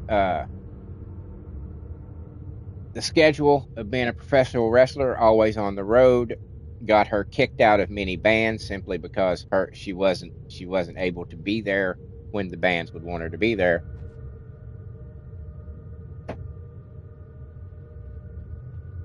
But then one day, after she had been fired from yet another band,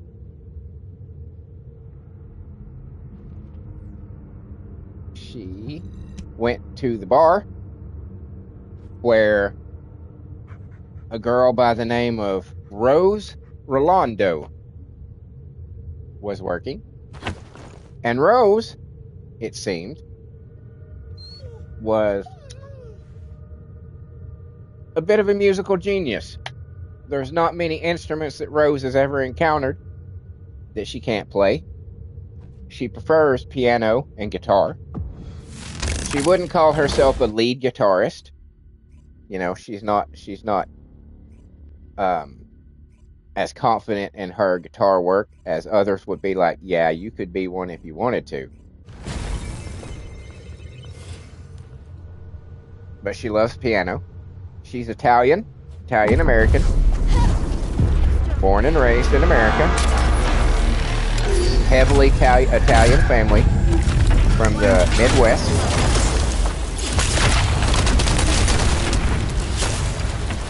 Catholic.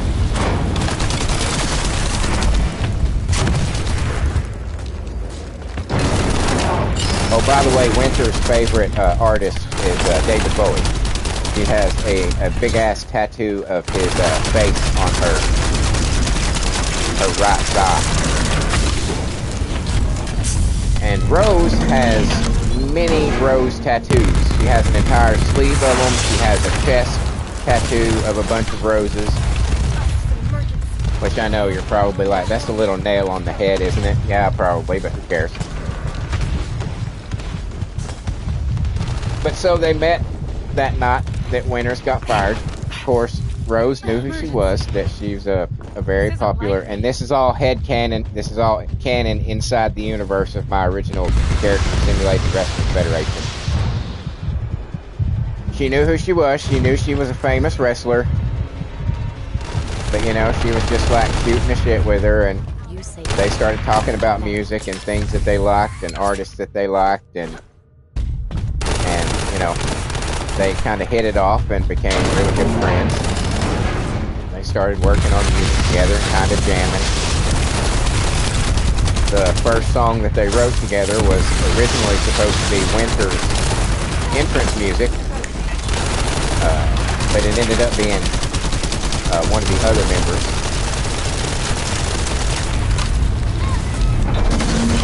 And you know, they were like, hey, we've got something here. Let's make our own band. So they started looking for a drummer, and lo and behold, Rose's mom met a lady whose daughter was a phenomenal drummer. Because Rose has a very tight family. And as a matter of fact, Rose's family has become the surrogate family for the other three members of the band. For various reasons, they're not very tight with their own families. So Rose's family, you know, becomes their default family, basically.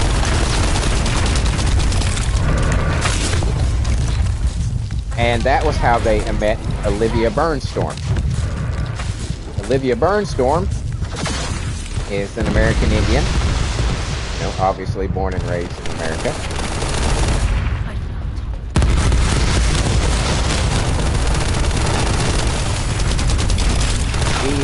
Of them, she is the most quirky. She's the gamer. She's the one who's going to know the most about, like, pop culture.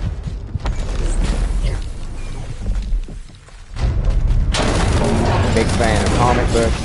She's essentially the geek of the group. Oh, oh shit, that was close. Yeah, I don't think those two people over there are quite equipped enough for this.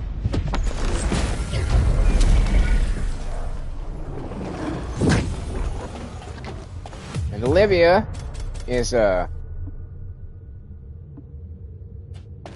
a single mom. Her dad died when she was very young.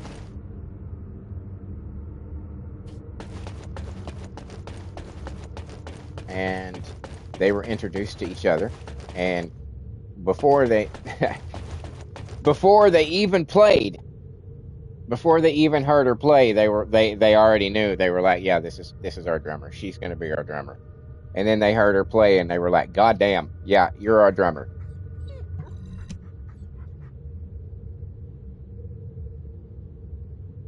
So they got together, and they were together kind of jamming as a three-piece for a long time.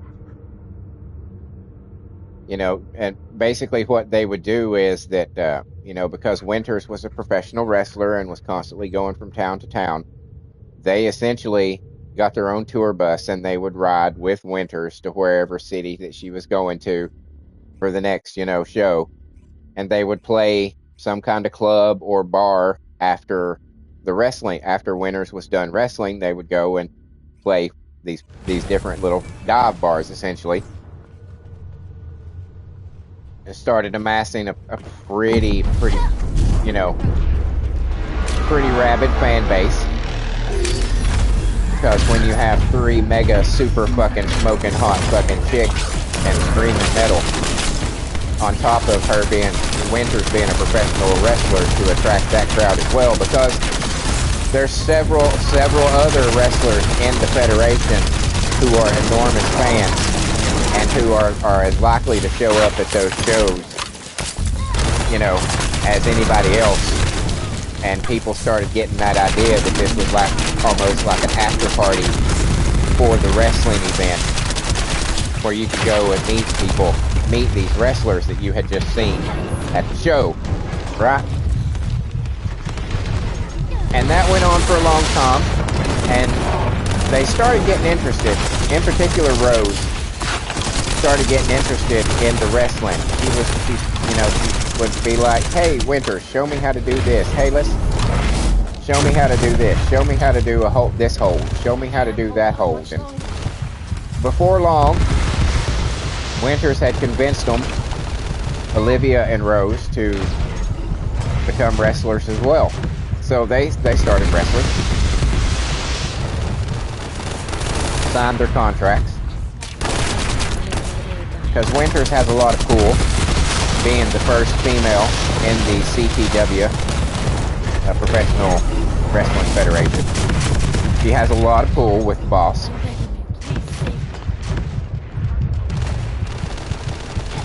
She got them hired, and they've done pretty well for themselves. Winters has been the women's world champion for 2 years straight. The longest ever reigning champion of men or women in the CTW. He won it at an elimination chamber and will not let fucking go of it. He will not let go of it.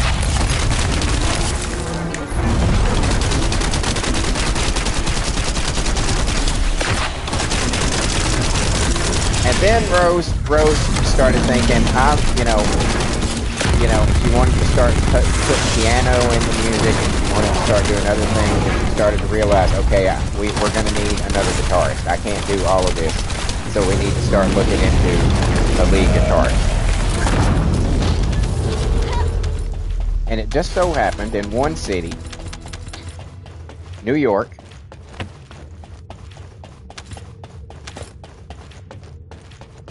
they had a weed dealer named Yvette Raynette, who would have been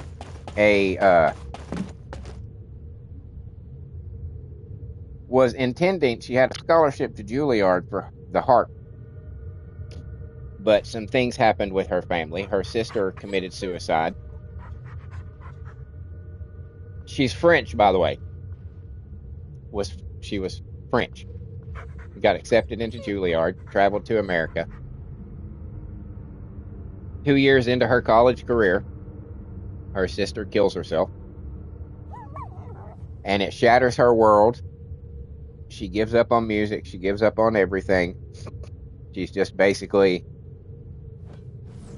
living a husk of the life that she should have lived. Until the girls from the circle started buying weed from her.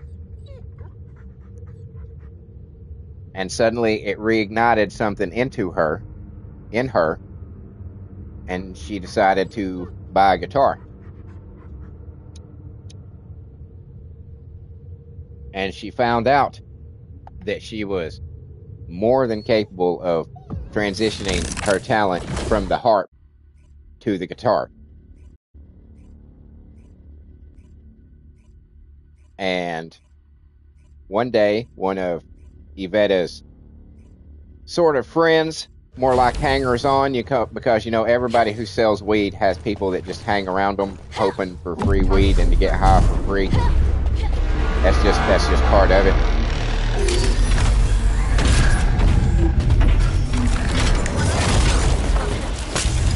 Told the girls from the circle one night when they were over there to get some weed when they were in town. That, hey, you guys know that Yvette plays guitar? Of course, Yvette was very pissed off that this information was revealed. And they were like, what? You do? And she played a little bit, and they were like, stunned. Absolutely stunned. And they were like, yes, yes, yes. You, please be our guitarist. Please be our guitarist.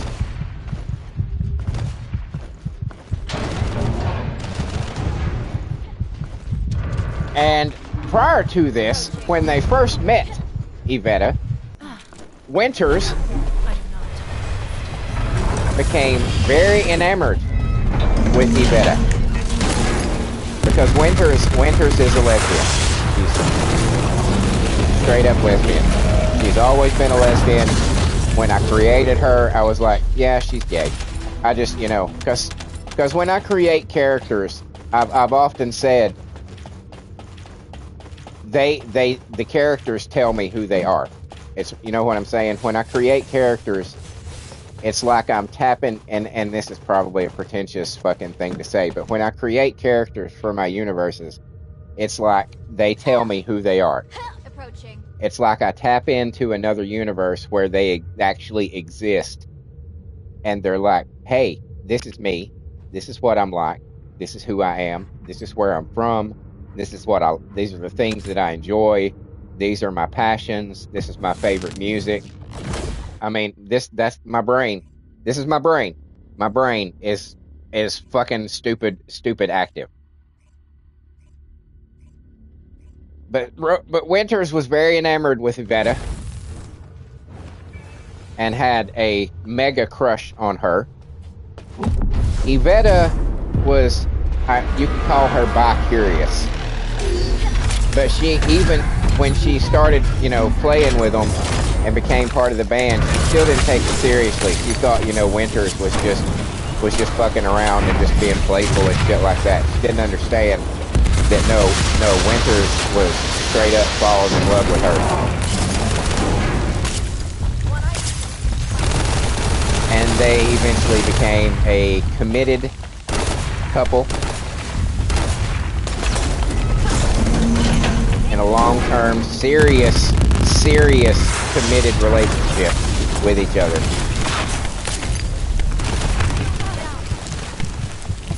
Which absolutely, Rose and Olivia were just absolutely fucking ecstatic when the two of them finally started dating, because they had seen it. They were watching the whole thing play out, and they were just like, God, will you two just fucking do it already? Will you two just quit fucking playing games? Was essentially the way Olivia and Rose, that was their entire way of looking at it. It was like, Jesus Christ, everybody can see it. Will you two just get together? And so they did.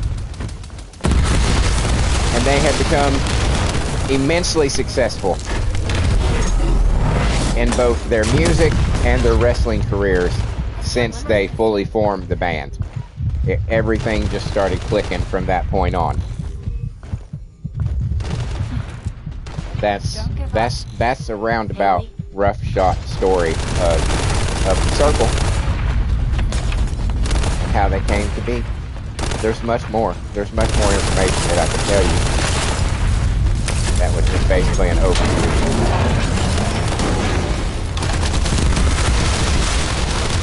But yes, they are fast friends with because they're also, they're not just a metal band. They're not just a music band. They're a wrestling stable called The Circle. They go by the same name when they wrestle. They are best friends with Nightfall, which is a tag team of Nora Nightfall and Netta Nightfall, two sisters. Because Nora is a metalhead. You wouldn't think that she is by looking at her, but she is an absolute metalhead, and she fucking absolutely adores their music to no end. She's been at she has been to so many shows that she just gets to come and go as freely as they do backstage and shit. People don't even question it. They're just like, yeah, that's just Nora. They are also fast friends with Mary Jane Dangerous, who is the wife of Johnny Dangerous, who is probably the most successful male wrestler, because he held the world championship longer than any other male has to this point. He's had every one of the belts, every one of the men's titles.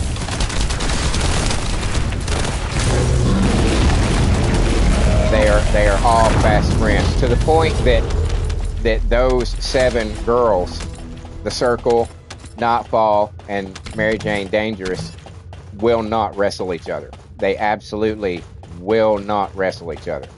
And I go back and forth with my simulated wrestling federation with my original characters on to whether or not it's real or it's like professional wrestling in our world. You know what I'm saying? I go back and forth with whether or not it should be real or it should be fake, scripted, let's say, like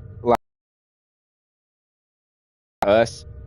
And I'm to the point to where I never really want to say one way or the other, because if you watch the episodes, you will see there's some otherworldly characters that I have in both the men's and the women's divisions.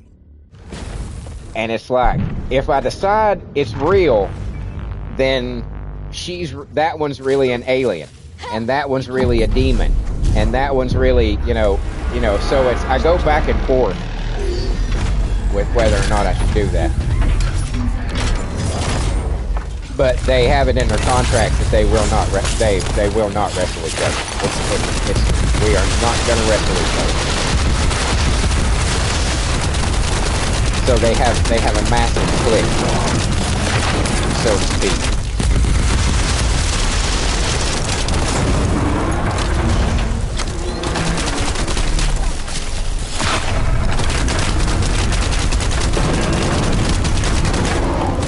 But yeah, Winter's Lane, Rose Rolando, Olivia Burnstorm, and Yvette Raynette. The 4 members. Oh, I have to say, Rose, again, okay, I'll go back over this. Winters is the lead singer and bass player. Rose Rolando also does vocals, piano, and rhythm guitar.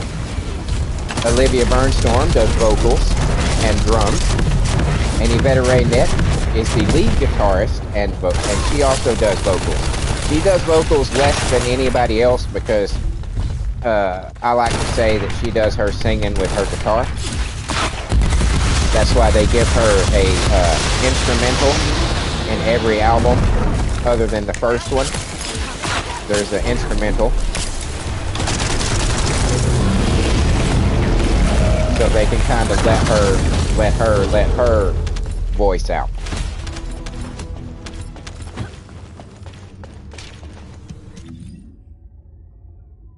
But yeah, that's the tale.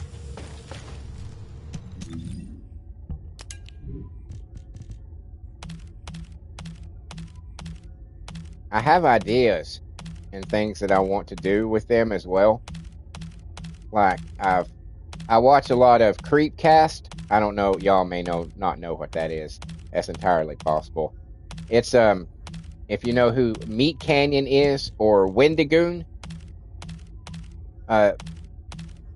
they do this every week, a weekly podcast where they read creepypastas, because Wendigoon, his channel, he covers like ARGs and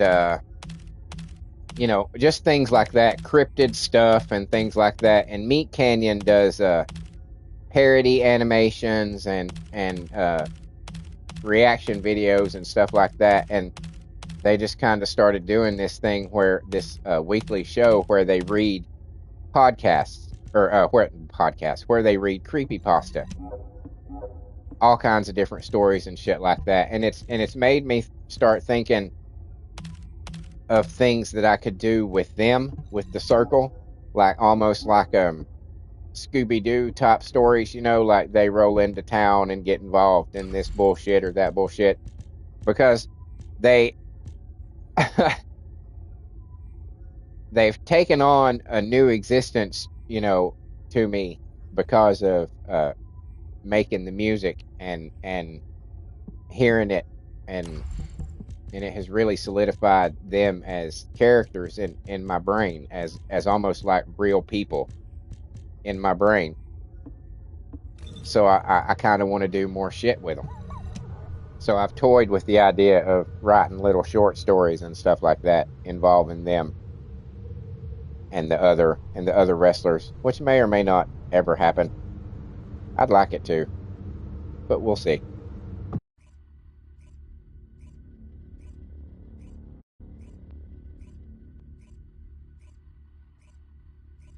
But yes, please give it a shot.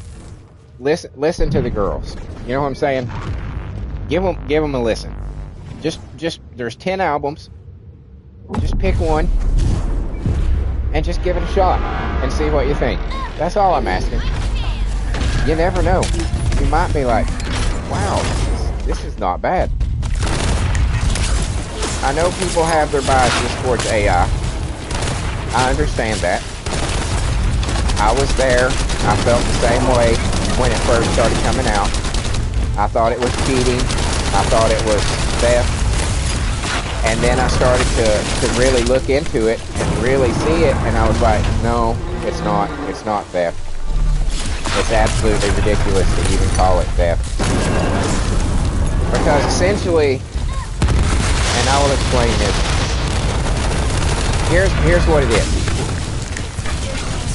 As a human being, everything that you experience, that you hear, that you see, that you do throughout your life influences everything that you do in the most subtle and unnoticeable ways.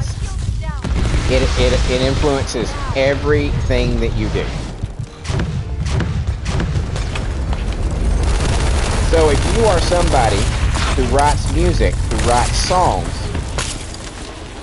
every jingle, every song on the radio, every little hum or rhythmic clapping or anything like that you've ever heard influences the music that you make, influences the songs that you write, right? So think of it, all your favorite artists, all the songs that you listen to, that you hear when you go to the bathroom at a restaurant, when you're in the doctor's office, everything that you hear influences you and what you create. That's all the AI is doing. It's just doing it faster. Because when you say, write me, or not write, when you say, make me a metal song, when you say that generally to an AI app, it takes everything that it is like classified as metal into the scope of what it's drawing from, right? Just like you would do if you decided to write a metal song. Let's say that your favorite band was Metallica, and you decided to write and make music that sounded and felt like Metallica. You know what I'm saying?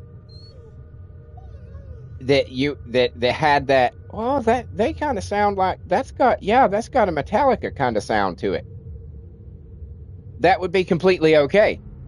nobody would say shit. You'd be like, yeah, we were heavily influenced by Metallica, and nobody would say shit. Nobody would say a goddamn word. But you tell an AI app to make this song that I wrote sound like Metallica, and suddenly it's theft. Do you see what I'm saying? Because for some reason, having that middleman of the AI app is what makes it different, as opposed to you sitting down with your guitar and writing the song that sounds like Metallica. Asking an AI to do it makes it theft. Do you see what I'm saying?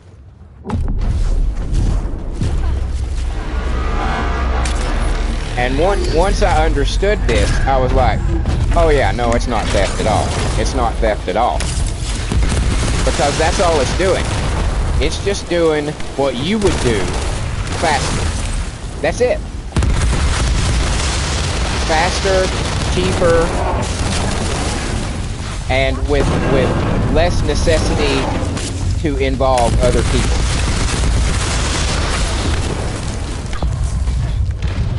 That's all. But so I understand, and I've said this before, and I will say it again. The exact same argument that is being made against AI right now, and I know this because I was alive when these things were created, when these things suddenly burst onto the scene. But the same argument that is being made against AI was made against CGI, was made against Photoshop, and anything else you can think of that has come out that simplified the ability to do something creative. And I will tell you why.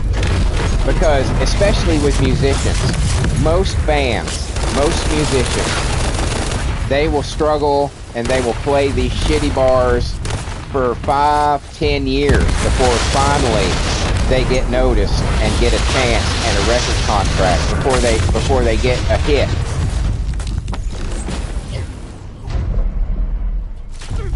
They pay their dues as it were, you know.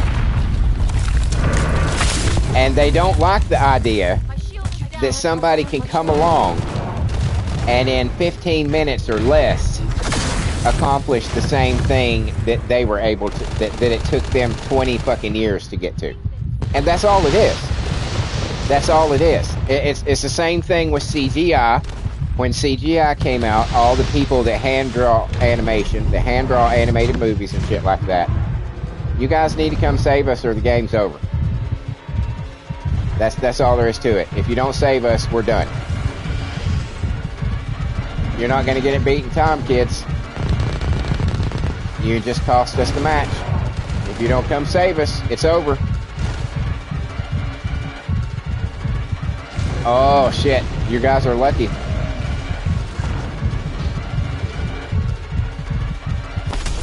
You guys are fucking lucky. You were cutting it way too fucking close. But all these artists were like, that's not art, that's blah blah blah, and they didn't do this because you were able to do what they were doing quicker, faster, and better. Same thing with Photoshop. Photoshop comes out and suddenly all these artists are like, oh, that's blah blah blah, that's not real art, that's this and this and this. And the same thing is being said with AI right now. Oh, that's not real art. That's not this. That's not this. And you have so many people that are just blanket calling it slop, not realizing that in 5 years you're going to be loving it because you're not going to have a choice. AI is not going anywhere. AI as a tool for creative endeavors and artistic talent is not going anywhere. It is here to stay. Bottom line. So all of these people that are making these fucking just blanket fucking blah blah slop, AI slop, and I admit there's a whole lot of fucking AI slop. There's a whole lot of it. If you go on YouTube right now, I guarantee you, if you go through your fucking feed, you will find a shitload of fucking AI slop. But there are people out there like me who have talent and who have a voice, but are not in the situation, do not have the money or the connections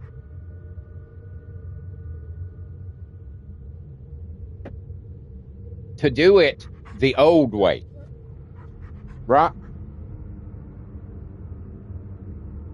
Like if I'm in a band with a bunch of other dudes,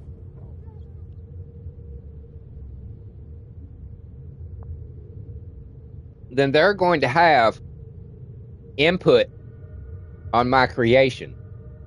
It's not going to be completely from me. It's going to be a compromise and a blending of my idea and their input on my idea.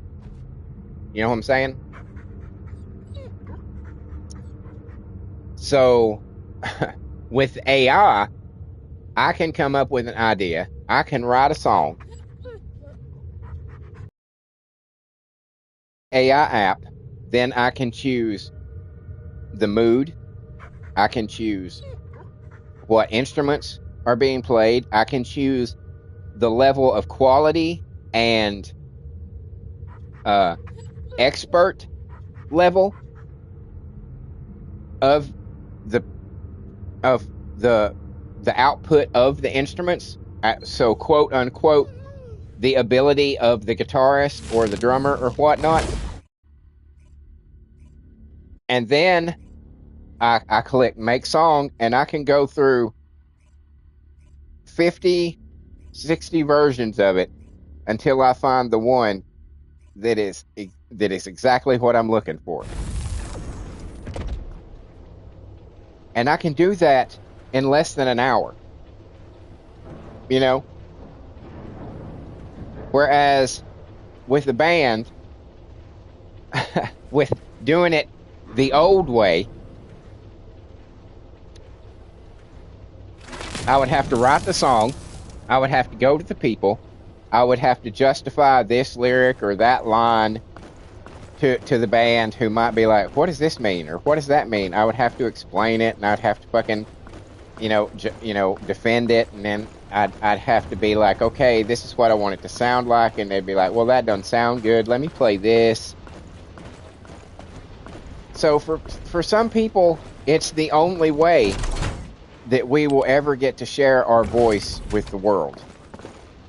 And it's really hard for me to say that that's a bad thing. You know? And I've used this as an example before. Star Trek, The Next Generation. When Star Trek The Next Generation came out, you know how they click the little thing on their chest, or when they're in the starship, when they're in the Enterprise, they just say, computer, play me this, and this.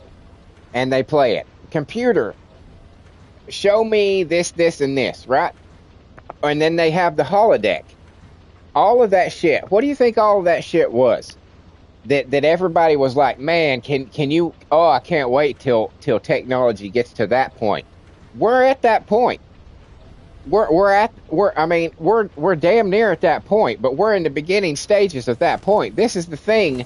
AI is the thing that everybody was asking for back in the 90s when Star Trek came out, and we're like, oh my God, that would make it so much easier. That'd be so fucking awesome. Just say, hey, make this, and it makes it. Hey, make me a song that blends this and this. Hey, and that's where we're at. And now that it's here, oh, I have fucked up. Hold on. I didn't mean to go private. Sorry, dude. Later. I'll be back with friends. And when people just out of hand, and I know they do, reject music simply on the basis of it was made by AI, you know, it's kind of like, well, that's kind of not fair. That's kind of not fair.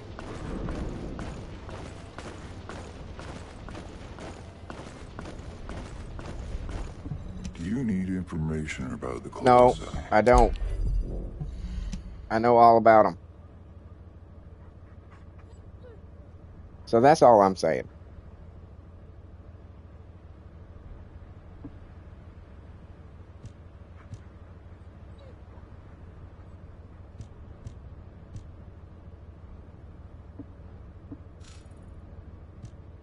Am I out of this?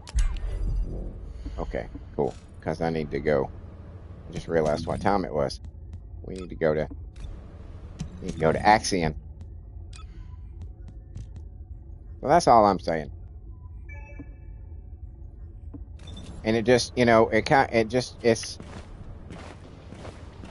just disappointing to know that there are people out that I know this shit, the music that I make, that I write the songs for and then create through an AI app. It means a lot to me, and I want to share it with the world, and the thoughts that somebody is just going to dismiss it offhand because, you know, I didn't play every instrument, and the voice is not a real person's voice, even though if you played it for somebody, they would not be able to tell that it wasn't a real person. Trust me, if you played this shit for somebody without telling them it was AI, they would not know it's AI, because the voice breathes. You can hear the inhale and the exhale of breath as before and after lines and shit like that. You would not know.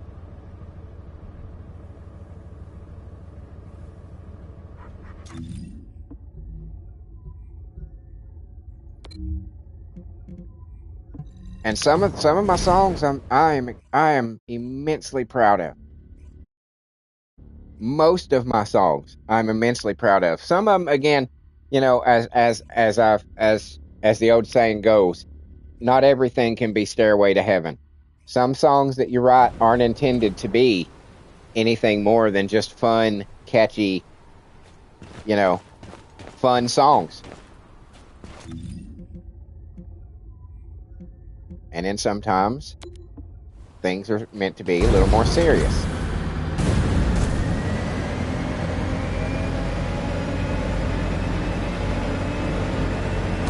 Which is really the way, you know, every band is. When you think about your favorite bands, not every song on every album do you love. Some of them you're like, yeah, that's a cool song, and then some of them you're like, just like, oh my god, that song is so awesome.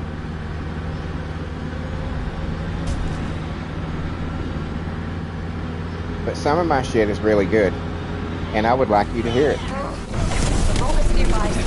So if you have a few moments,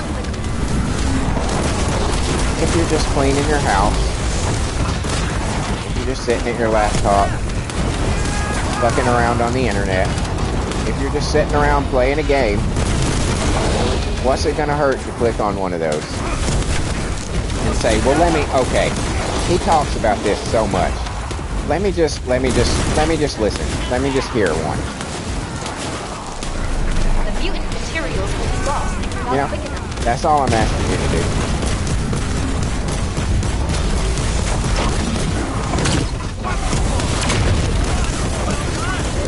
That's all I'm asking you to do.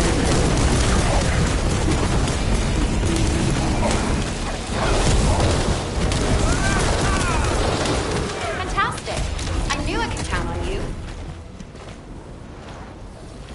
I and the girls would be very appreciative if you were to do such a thing. I intend to do what I'm going to call kind of some remasters of the albums, because since I started making them, the first 3 albums, basically I have AI creations of each one of the girls.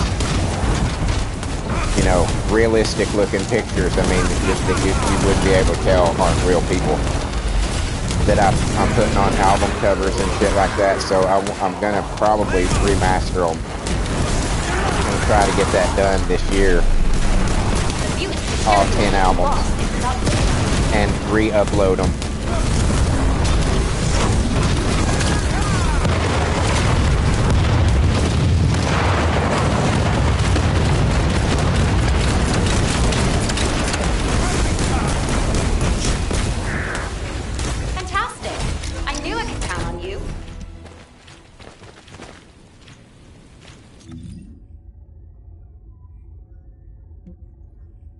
Yeah, I think you should do that. I think you should check them out.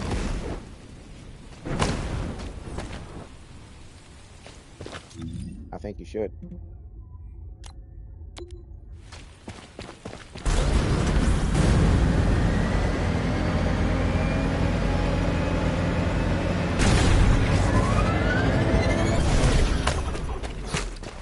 I push it as much as I do, and as belligerently as I do, because it means so much to me. And because I sat on those songs for over 20 years. I just sat on them with the firm belief that no one would ever get to hear them. No one past the handful of people, you know, of my close friends and family, who me and the different bands that I was in were played for. No one was ever going to get to hear those songs. No one was ever going to get to hear my voice. No one was ever going to get to experience my loss, my heartache. And now people can, and that means a lot to me, because that's why you create. That's why creators create. It's because they have something to say, and they want people to hear it. You know.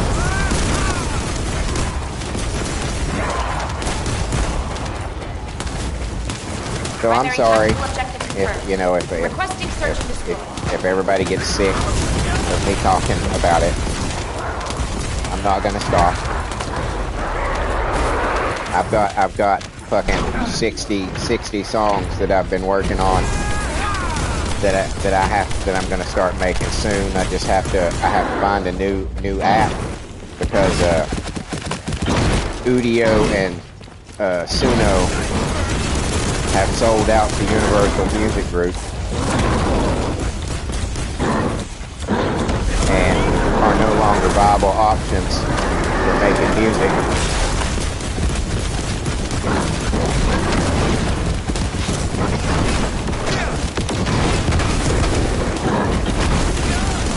So I'm gonna have to find what I'm gonna do is I'm really gonna fucking get serious about the rest of the albums that I make from this point on. I want to go through and extract the 4 distinct different voices from the songs to create templates for each one of the girls, so that I can use them for each song. And then it will be even clearer the distinct when one of them is singing or the other. There's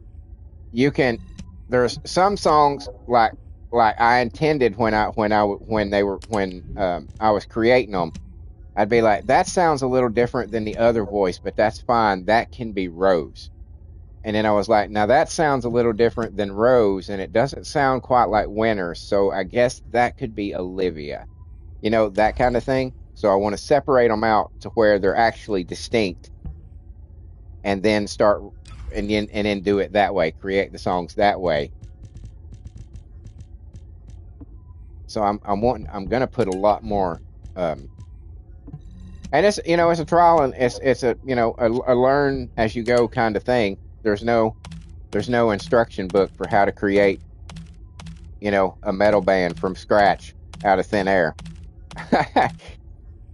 At least none that I've ever seen. But that's the intention, because I have more songs. I have more to say. I'm not done. I just have to find a new way to do it. And basically I'm giving it time for somebody to create an app that's like Suno or Udio, that basically does the same things that they did, but isn't now a slave to a fucking record company.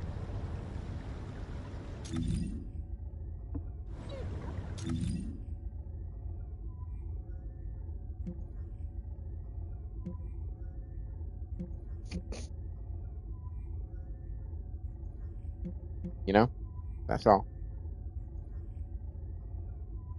So yeah, go check them out. 10 albums, 10 albums on my channel right now.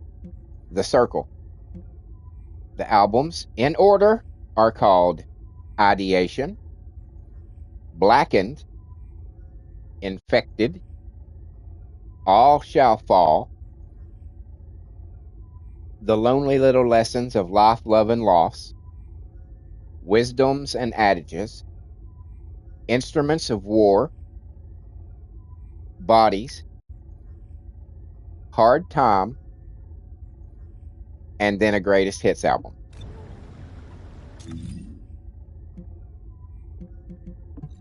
Because I figured after 10 albums, or after 9 albums, it was appropriate to have a Greatest Hits album. And Instruments of War, you might kind of hinted at in the title, is an instrumental album. Because they are not just a metal band, they are musicians. They appreciate all forms of music.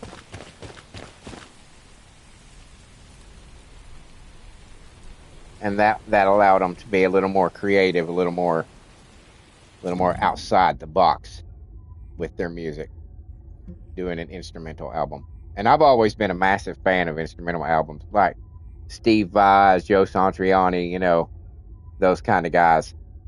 And their albums would sometimes have lyrics, but most of the times it was just them playing guitar. Of course, with a band, but you know what I'm saying. No vocals. So yeah, I'm gonna run real quick to turn my air down a notch because it's starting to get a little warm in here.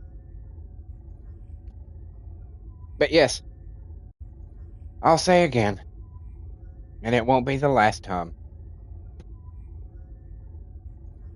Check them out. What do you got to lose? It's not, I guarantee you, it's not gonna hurt you.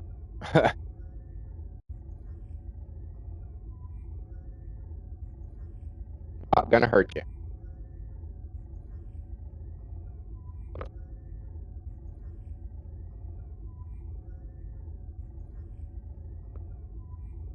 What's up, boy? What's up, boy? What's up? Why did I set? Did I set down on 67?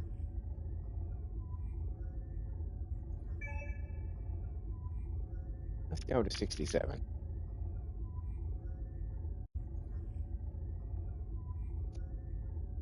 says it's 74 in here right now.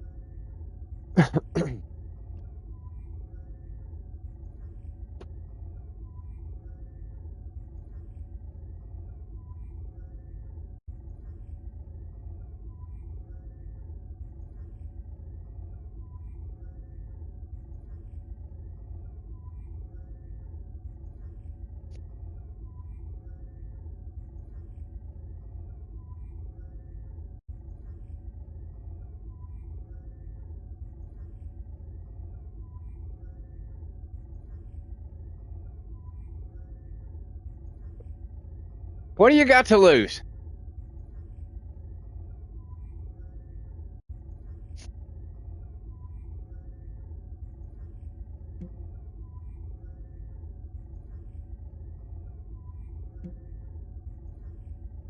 Do. Hell yeah, you might like it. Now there are people out there, obviously, who put no thought into it at all, because you can absolutely go into one of those apps and tell it to write you something, and it'll write you something. In my opinion, you can tell when that's what's happening. In my opinion, Descendant, I've picked up a mutant material formation signal in the skies nearby. Heard.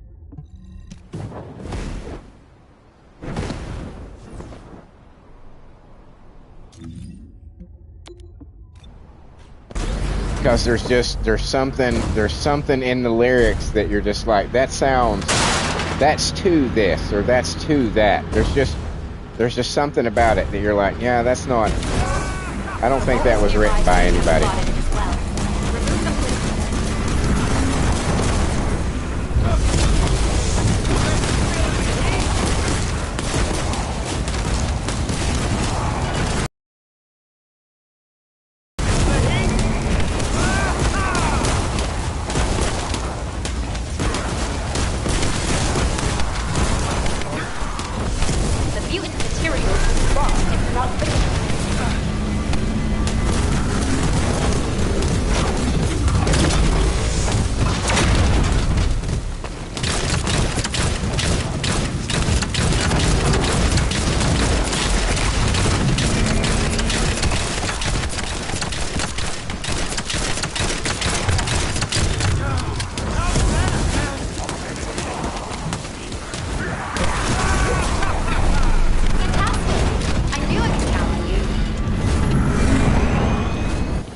So I didn't intend for this episode, for this stream, to become the story of the circle.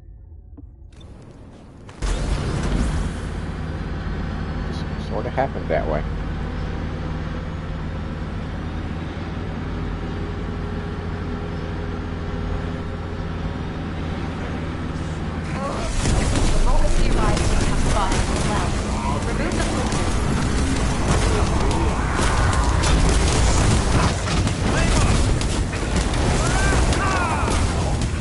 But a lot of my characters have in the original character simulated Wrestling Federation have some pretty extensive backstories.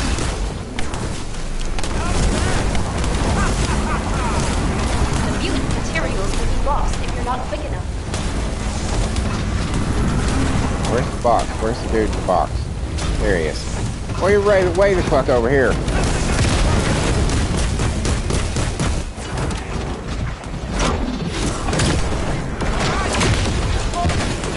Hey, like that. Oh, fuck you. Bitch. Yeah, let's just watch you burn. Fantastic. Kill me, I don't give a shit. You're still dead. Mutually assured destruction, asshole.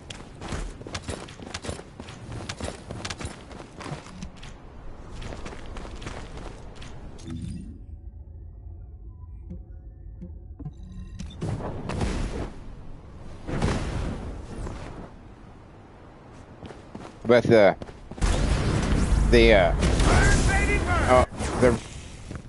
Ren, back to Ren, that song, High Ren, that I recommend to everybody listen to. It is very much about his self-doubts with his music and what he's trying to do and his voice. And that's what hit me so hard, is because as somebody who fancies himself a songwriter and who has had failure after failure after failure, you know, in the attempts to do something with that. And because of those failures, the voice in my head has told me that that I don't have any talent, that I'm not capable of doing it, that this, and blah, blah, blah, blah, blah. Hearing that song, and it's, you can apply it to anything that you do in your life, anything that matters to you, anything that you put effort into, that you enjoy. You will probably, I know you will be able to identify with it. And that's why you know, the last couple episodes of my streams, I've talked a lot, tried to talk a lot about my music, is because, you know, I know that feeling.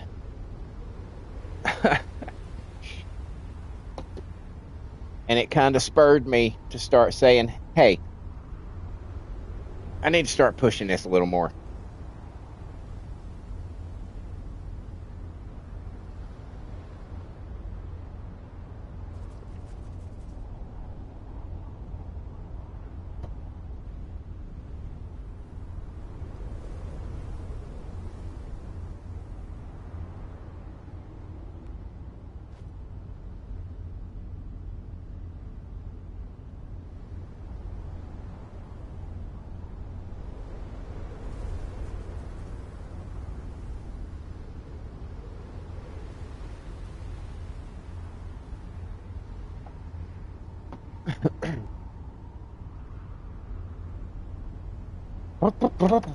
But yeah, that's what I don't get a chance to listen to music much, you know.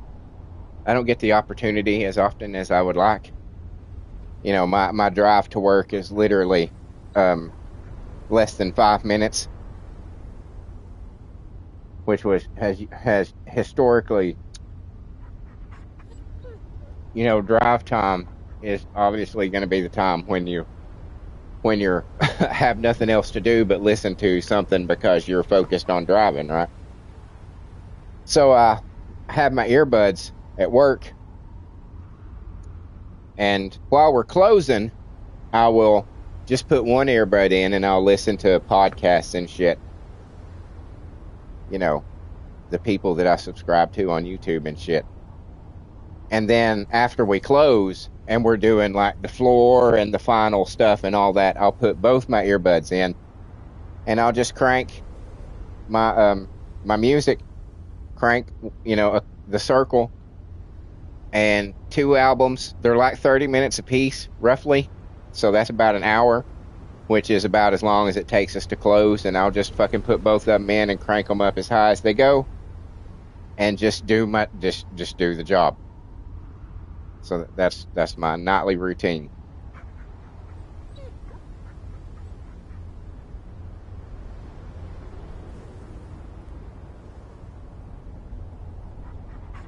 And there's stories behind my songs, like for me, you know, real life stories behind why I wrote them and what they meant to me. And then I have separate meanings to those songs in the canon. Oh, goddamn, I wish I had gotten that outfit. Every time I see somebody with it, I'm like, oh, that looks so fucking awesome.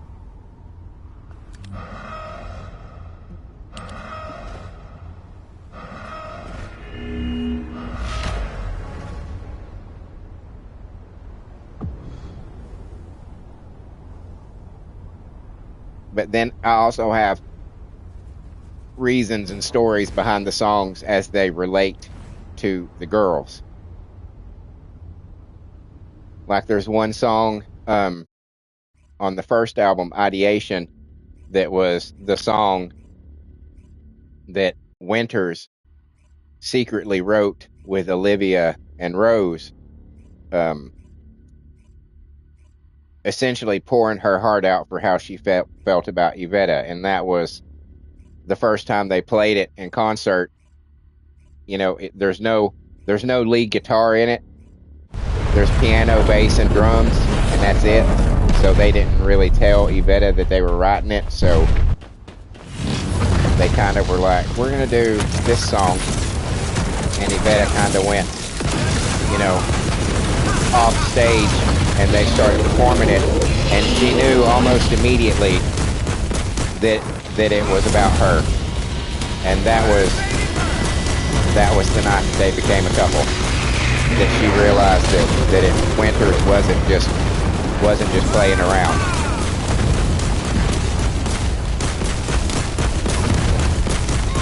And they've been together ever since. And you know, I told my sister and my mom, because I let them listen to my stuff. They're pretty much my only audience for this shit.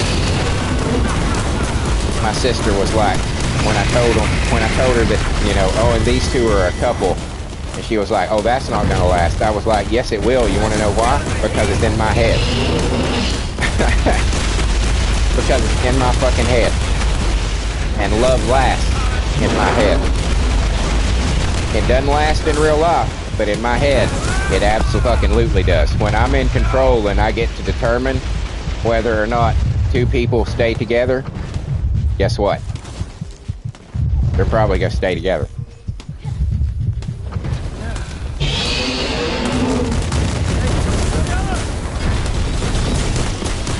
They're not interested in getting married, though. They don't feel that that's necessary for their relationship. To have a piece of paper that says that they love each other. They know they love each other. And that's all that's necessary.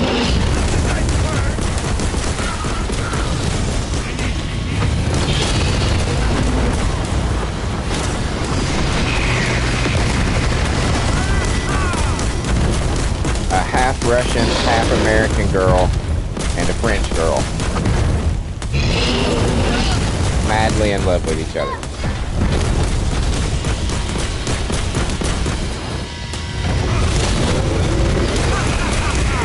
And then you have Rose, who has... Rose is very promiscuous. She has male booty calls in pretty much every city that they go to. She doesn't care about having a committed relationship. She's not interested in that. And Olivia is almost like innocent and childlike in her naivete towards relationships and sex. It's just something that she does. It's not even something. She's almost asexual. She's almost just that kind of thing.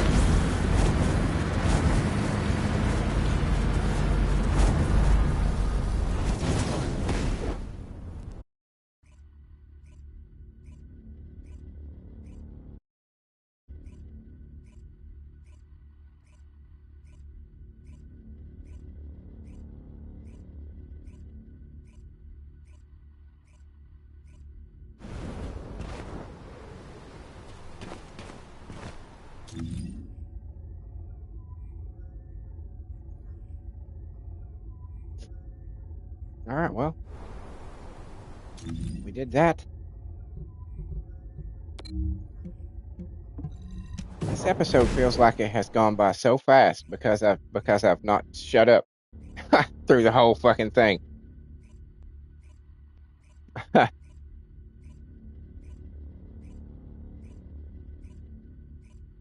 I wanted to tell you, because I just say the circle, and I kind of wanted to make them real people for you.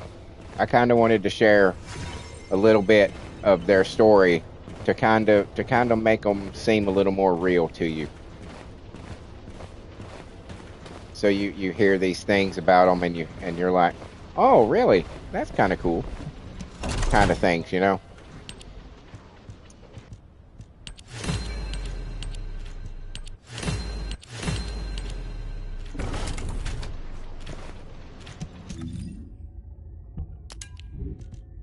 in the hopes that that might do something.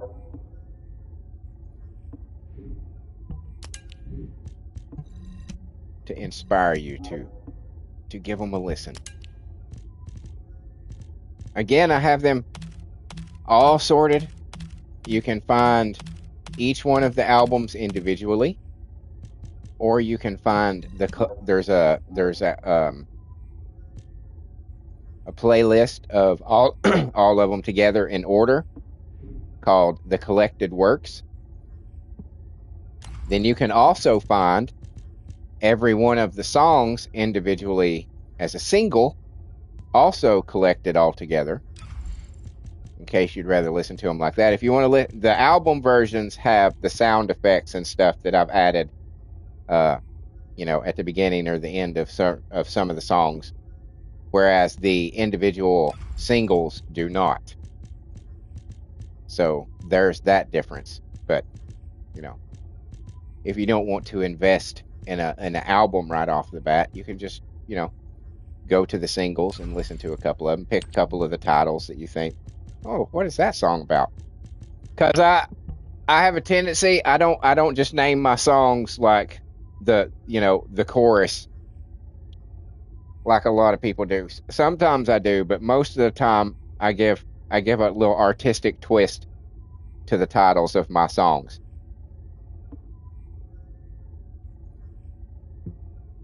So don't be looking necessarily for the title somewhere in the lyrics, because it's probably not going to be there on most of them. Is basically what I'm saying.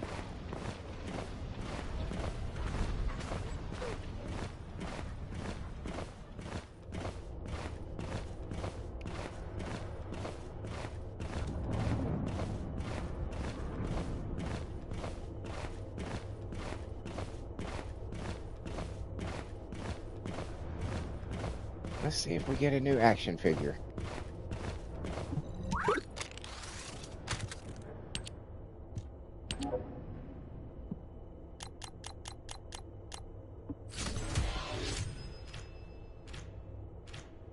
No.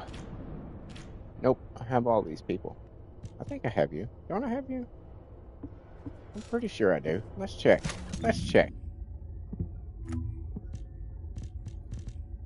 I don't have him? Oh, shit. Uh-oh. Let's go add him to the collection. What's up, everybody? Oh, we'll go running in here to the bedroom. See who's in here. 3 dudes. Alright.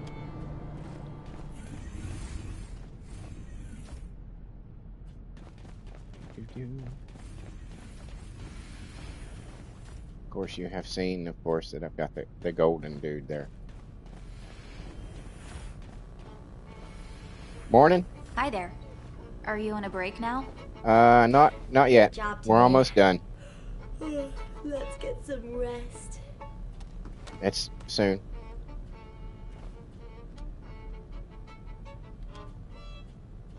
Oh. It's a little hot in here. Blair, over here. With a nice cup of tea.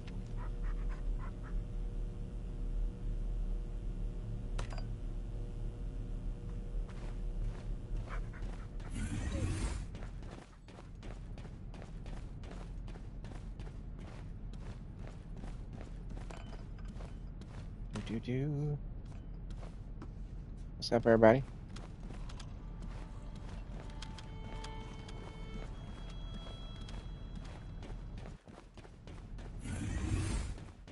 Let's see here. And there's my thing from the battle pass, the medium thing that I was talking about. I think it was yesterday.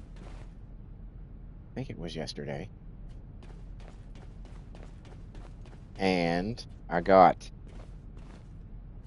an Ajax, gold Ajax. I got this thing for, what the fuck was it? What is this for? Ah, there it is. Points for avoid intercepts. Okay, yeah. So we will put him. Nope, nope. I didn't mean to do that. Shit. Well, that's fine. We'll do this.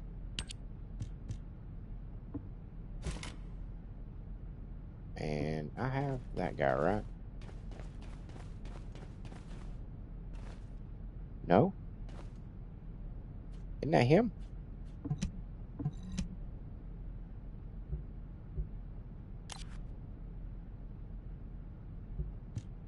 Yeah, okay, yeah.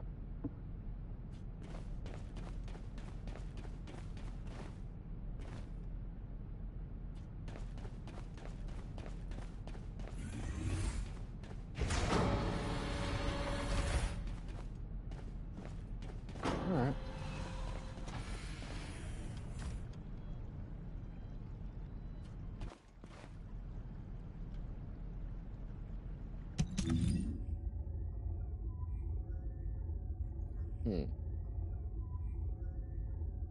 So I did that. So let's run up here and dismantle the other ones. Oh. Huh. I was wondering.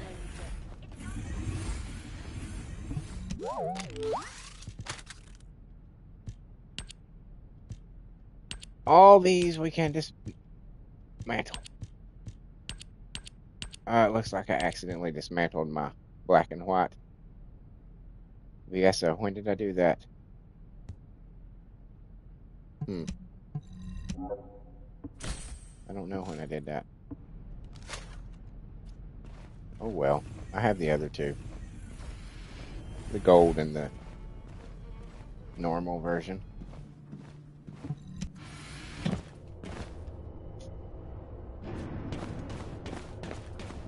Alright. I guess we've done all the destruction we can do for the day. I reckon.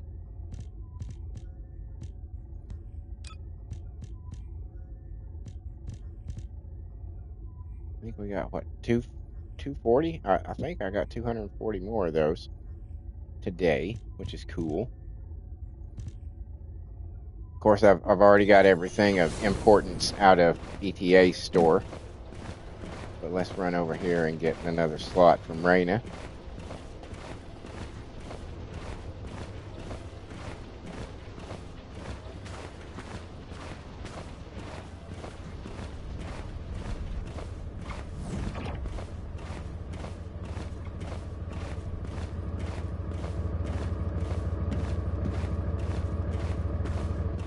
Fembot Assassin.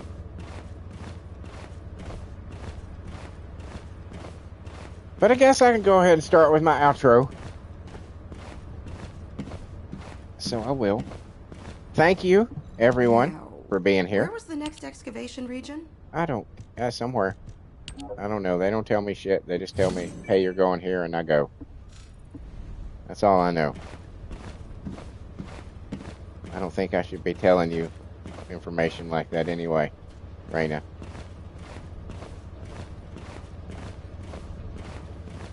But yes, thank you for being here. All of those who were here watching the stream live. Not really any chatters today, but that's cool. You don't always have to chat. We appreciate lurkers here at I Am Carbonor as much as we do anybody else. Everybody is important. For those of you who might be watching this as a video later, thank you for being here, for making it this far into the video. You know, it's pretty cool of you. Pretty cool of you to stick through it that long. If any of you groups of people saw something here that you enjoyed, perhaps you can see your way clear to leave me a like, a comment, a share, or a subscribe. Hit that, smack it, slap it, ring it, ding it, whatever it is that you feel like doing. But particularly the subscribe part, if you be so kind as to subscribe, that'd be super awesome. As I strive to make it towards the first major milestone of the channel, I need 89 more subscribers to unlock super chats and memberships. So anything that you can do to help me out in that endeavor would be super awesome. And also, if you saw something here that you think might be worth a buck or two, and you are so inclined, you will find links to my Patreon and my Ko-fi and my YouTube community page. Should you choose to do something like that, that's the place to do it. Again, it would be greatly appreciated, but it is no pressure. It's totally up to you. Totally optional.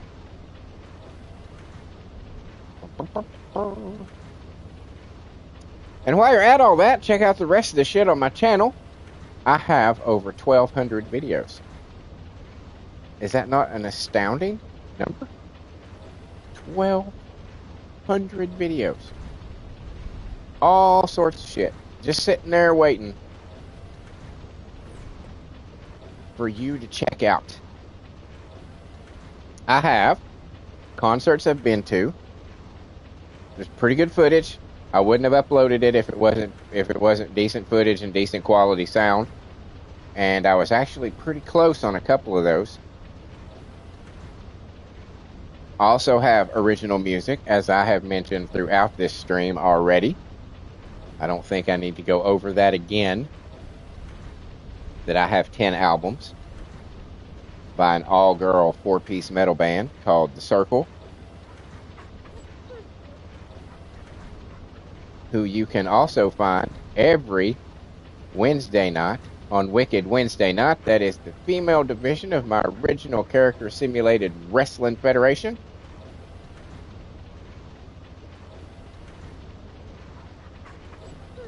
The men's division is every Monday for Monday Night Mania. Then I also have a female celebrity federation that's every Tuesday Night Download. I have a DC versus Marvel that should be out in 2 or 3 months. I have upgrades for the men's division and the female celebrity federation coming towards the end of the year.